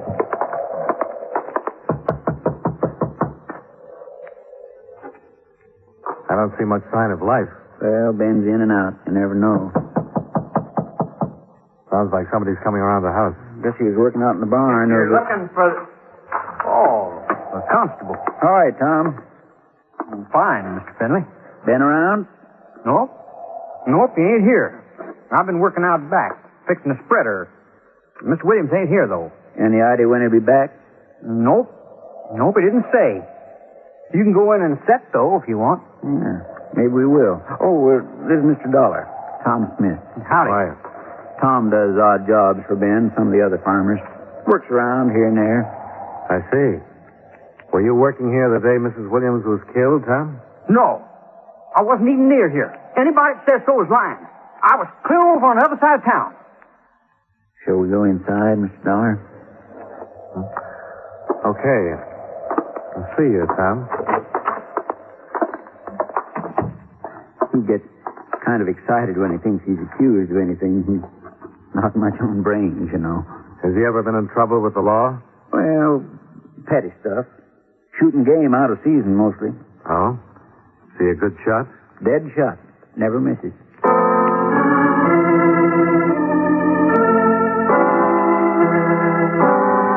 We waited in the parlor for a while. The room where Martha Williams had died. Gradually, the sun dropped behind the hills, and Ben still hadn't come back. We finally left and drove into town. I arranged to meet Jake, the constable, later at his office. Then I walked over to the Piney Corners Inn to eat dinner. There were half a dozen tables in the place, all empty. I was the only customer. The waitress was pretty and friendly and fitted the description. Feels like it's turning out to be a cold night. Yeah, it sure does. We have some awful good pot roast this evening. I think you'll like it. All right, fine. You're a stranger in town, aren't you? Yeah. I'm here looking into the death of Martha Williams. I see. Are you, by any chance, Flora Lane? Yes. Yes, I am. Well, I guess you're the person I'm looking for. You worked very fast. Thought it would take longer. Oh? I knew you'd find out, of course. Sooner or later. I was hoping Ben and I would at least have a little time to ourselves first. Well, it looks like it didn't work out that way. Never does. Once you've been knocked down, life never gives you another chance. Did Martha have a chance? I wouldn't have done anything to harm her marriage. Didn't let on to Ben how I felt. Not once. Not until after she'd been killed. That's considerate of you. And I know he didn't give me one thought as long as she was alive. Not in his nature. So I've heard. Doesn't it mean anything at all when a person's acquitted? Acquitted? Acquitted of what? Well, that other... I thought you knew. I thought that's what you... Maybe you better tell me about it, Flora. I'll find out anyway. Now that I know what to look for. Yes, you could, easy. 4 years ago in Chicago, I was working as housekeeper for a family. The wife died suddenly. They said I did it because I wanted to marry the husband. I was tried for murder.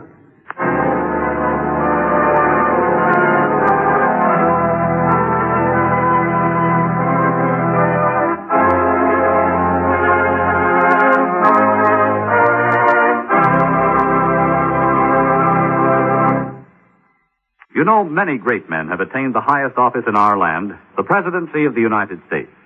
Can you guess the name of this man? He was third vice president to become president through the death of the man holding that office. A man of limited education, he was taught to read and to write by his wife. In 1862, when Tennessee threatened to secede from the Union, he was appointed military governor of occupied Tennessee by President Lincoln. As president, by a threat of war, he stopped Napoleon's attempt to seize control of Mexico. And his administration saw the beginning of the Reconstruction era. A senator before he became president, he was re-elected to the Senate after his presidential term of office was over. If you don't have his name by now, here are two more clues. During his administration, Alaska was purchased from Russia, and Nebraska became a state. Who was he?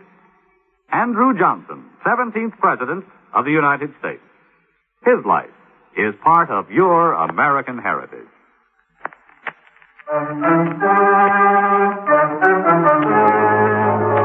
And now, with our star, John Lund, we bring you the second act of Yours Truly, Johnny Dollar.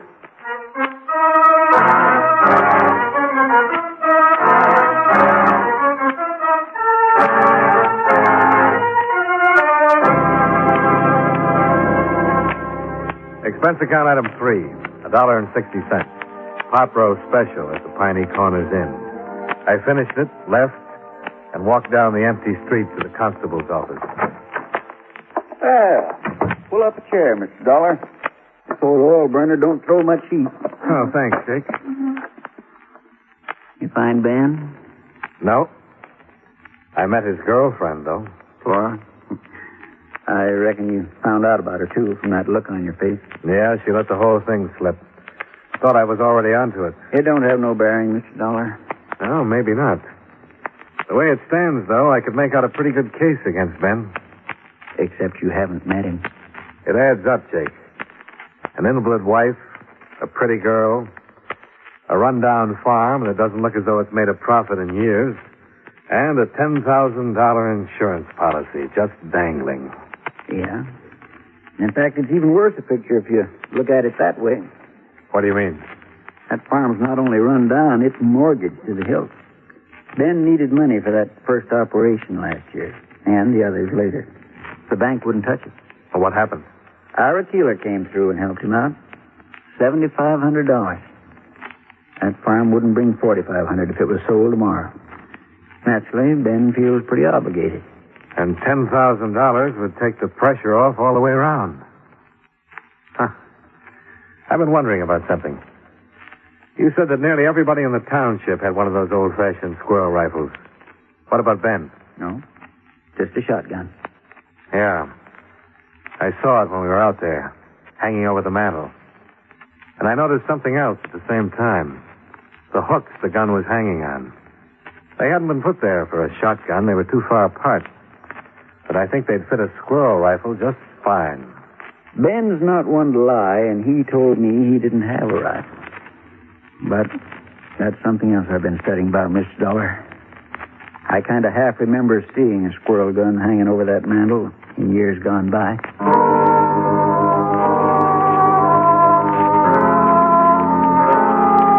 Expense account item 4, $4.50. Car expense for another trip with the constable out to the Williams farm.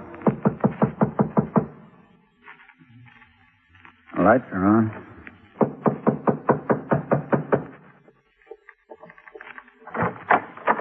Oh, evening, Jake. And Ben? I'd like you to meet Mr. Dollar. Hi. How are you? Well, turning sort of cold out, huh? Yes, it is. Mind if we come inside, Ben? Oh, sure. Sorry, Jake. Come on back to the kitchen. That's the only room I keep a fire in. Pull a couple of chairs out from the table there. Thanks. I'll see if I can shake this grate down a little. Get the draft started. You, got some business out this way, Jake? Well, yes. As a matter of fact, we're here to talk to you, Ben. Oh? Mr. Dollar here is an investigator for the insurance company that's got the policy on Martha. He aims to find out who killed her. Oh, I see. You got any idea about it yet, Mr. Dollar? Yes, an idea, but nothing more than that. You mind telling me? No, I don't see any reason not to put the cards on the table. The way things stack up right now, looks like maybe you killed her, Ben. That's a lie. Well, I wouldn't harm a hair on her head. I said looks like. Looks can be deceiving. What do you mean? Mr. Dollar's been checking here and there, Ben, talking to people, the Keelers and Flora Lane. What's Flora got to do with it? Nothing. Or she could be part of your reason. Well, I didn't even make her acquaintance hardly before the last week or two. What about Mrs. Keeler? She's a friend of yours, isn't she? Well, she's a good friend of Martha's. Why do you ask? She thinks you killed your wife. She wrote a letter to the insurance company. Why, she's crazy. I always knew she never liked me, but I didn't figure she'd go that far. Ben, whatever happened to that squirrel rifle you had around the house? A week before Martha died, somebody... Well, how'd you know I had it? What happened to it, Ben? Jake, I didn't lie to you, actually. You asked me if I had a rifle, and I said no. And I didn't then. You didn't ask me if I had one. Where's the rifle now, Ben? Well, I don't know, Mr. Dollar. It was stole the week before Martha was killed, and I ain't seen it since. You didn't say anything to me about it being stole. How come you didn't report it? Because Martha asked me not to. She thought she knew who took it, and she wanted to give them a chance to make good. And she was like that, always giving people a chance. But after she was gone, after she'd been shot by that same kind of rifle, you still didn't report it. Because of how it'd make things look. Reporting afterward that the gun had been took before. Don't you see? Who had a chance to steal the rifle, Ben? I don't know. The only ones I can think of that was in the house that week are Mrs. Keeler and Tom Smith. Tom Smith? Jake, is that the kid we met here this afternoon? Yep. He's taken things before, Mr. Dollar, and he's crazy about guns. Oh. Maybe we ought to check into it.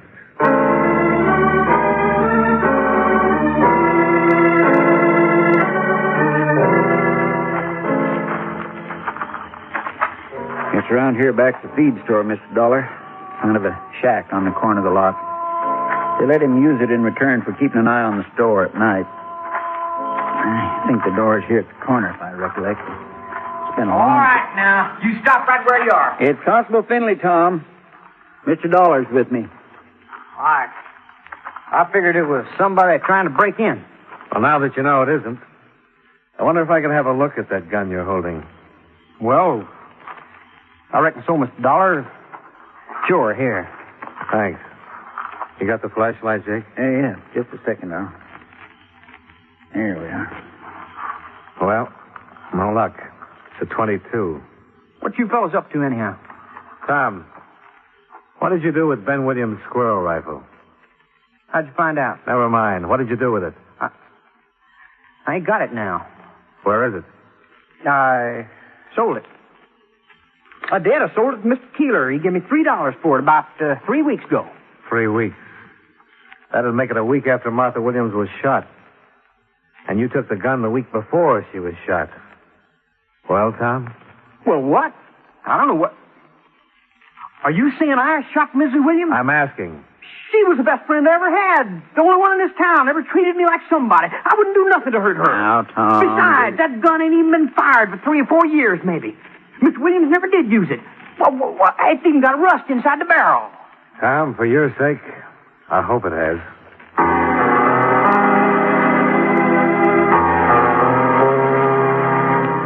Expense account item 5, another $4.50 for the loan of Jake Finley's car to drive out to the Keeler farm and pick up the stolen rifle. As I walked up to the porch, the door opened. Oh. Evening, Mrs. Keeler. Oh, it's you, Mr. Dollar. Is your husband at home? Oh, yes. He's in there working on his accounts.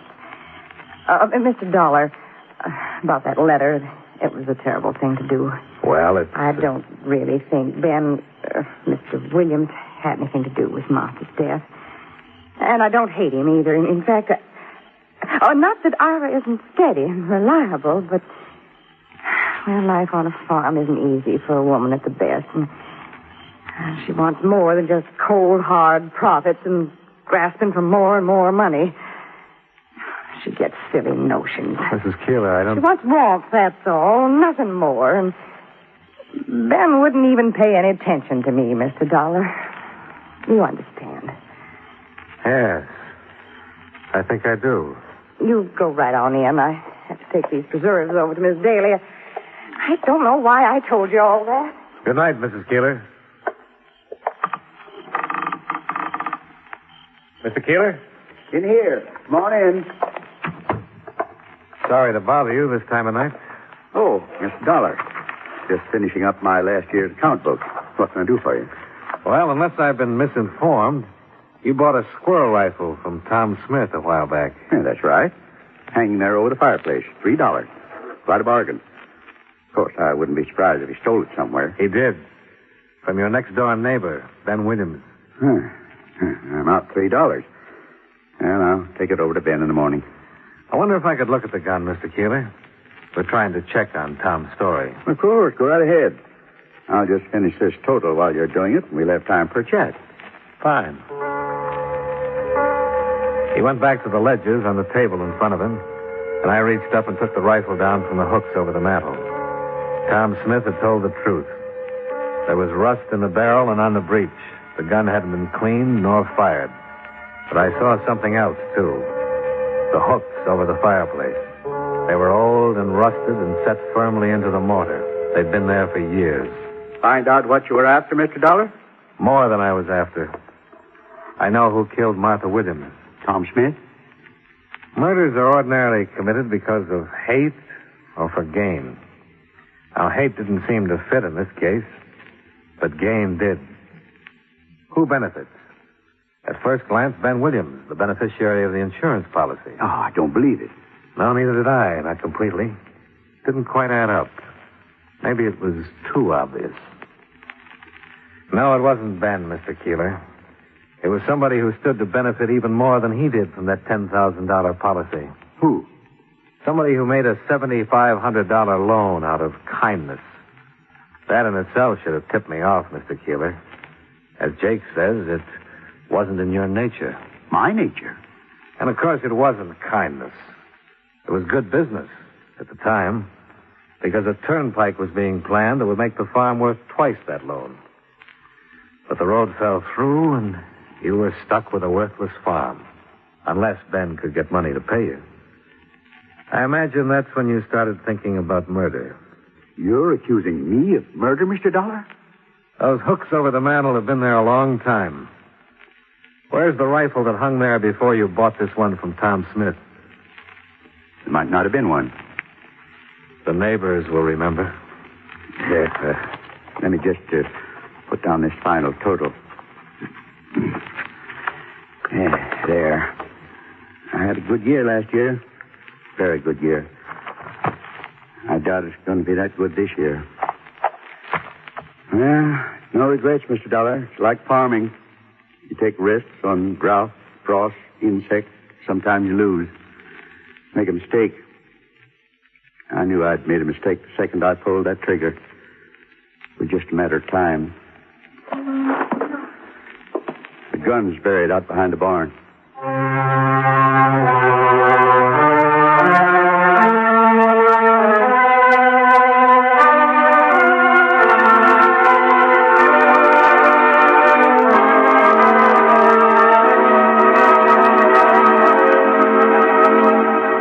Expense account item 6, $57.20.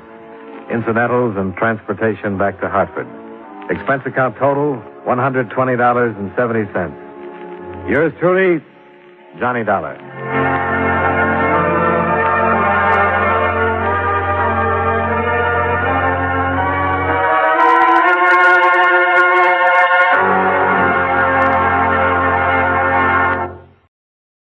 Welcome back.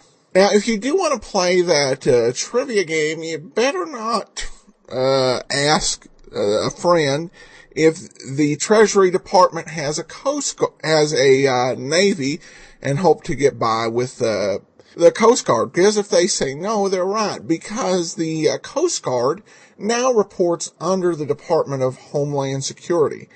And I believe that before that they reported under the Department of Transportation, which of course didn't exist in 1954. This was a fascinating episode. This was made into one of the 5-part stories, and I think they changed the location of the town to New England, which kind of worked with the old-time radio's view of small-town New England as this place of quiet goodness and common sense. The sort of difference of opinion between the local constable and Johnny Dollar here, I think, is it's classic, and I love the way that the case works out, using, in fact, the constable's method and his way of thinking in order to be able to figure out and solve this first murder in so many years in this small town. So some very good dynamics, and I think this is going to be one of those that's this was, I think, very good even on its own merits, but I think stretched out over 5 parts. It's been a couple of years since I listened to it. I think it was even better. All right, well, that will do it for today. We'll be back next Friday with another episode of yours truly, Johnny Dollar. And join us on Monday for the adventures of Frank Race. In the meantime, send your comments to box13 at greatdetectives.net. Be sure and rate the show on iTunes. Whether you write a review or not, it is truly appreciated. But from Boise, Idaho, this is your host, Adam Graham, signing off.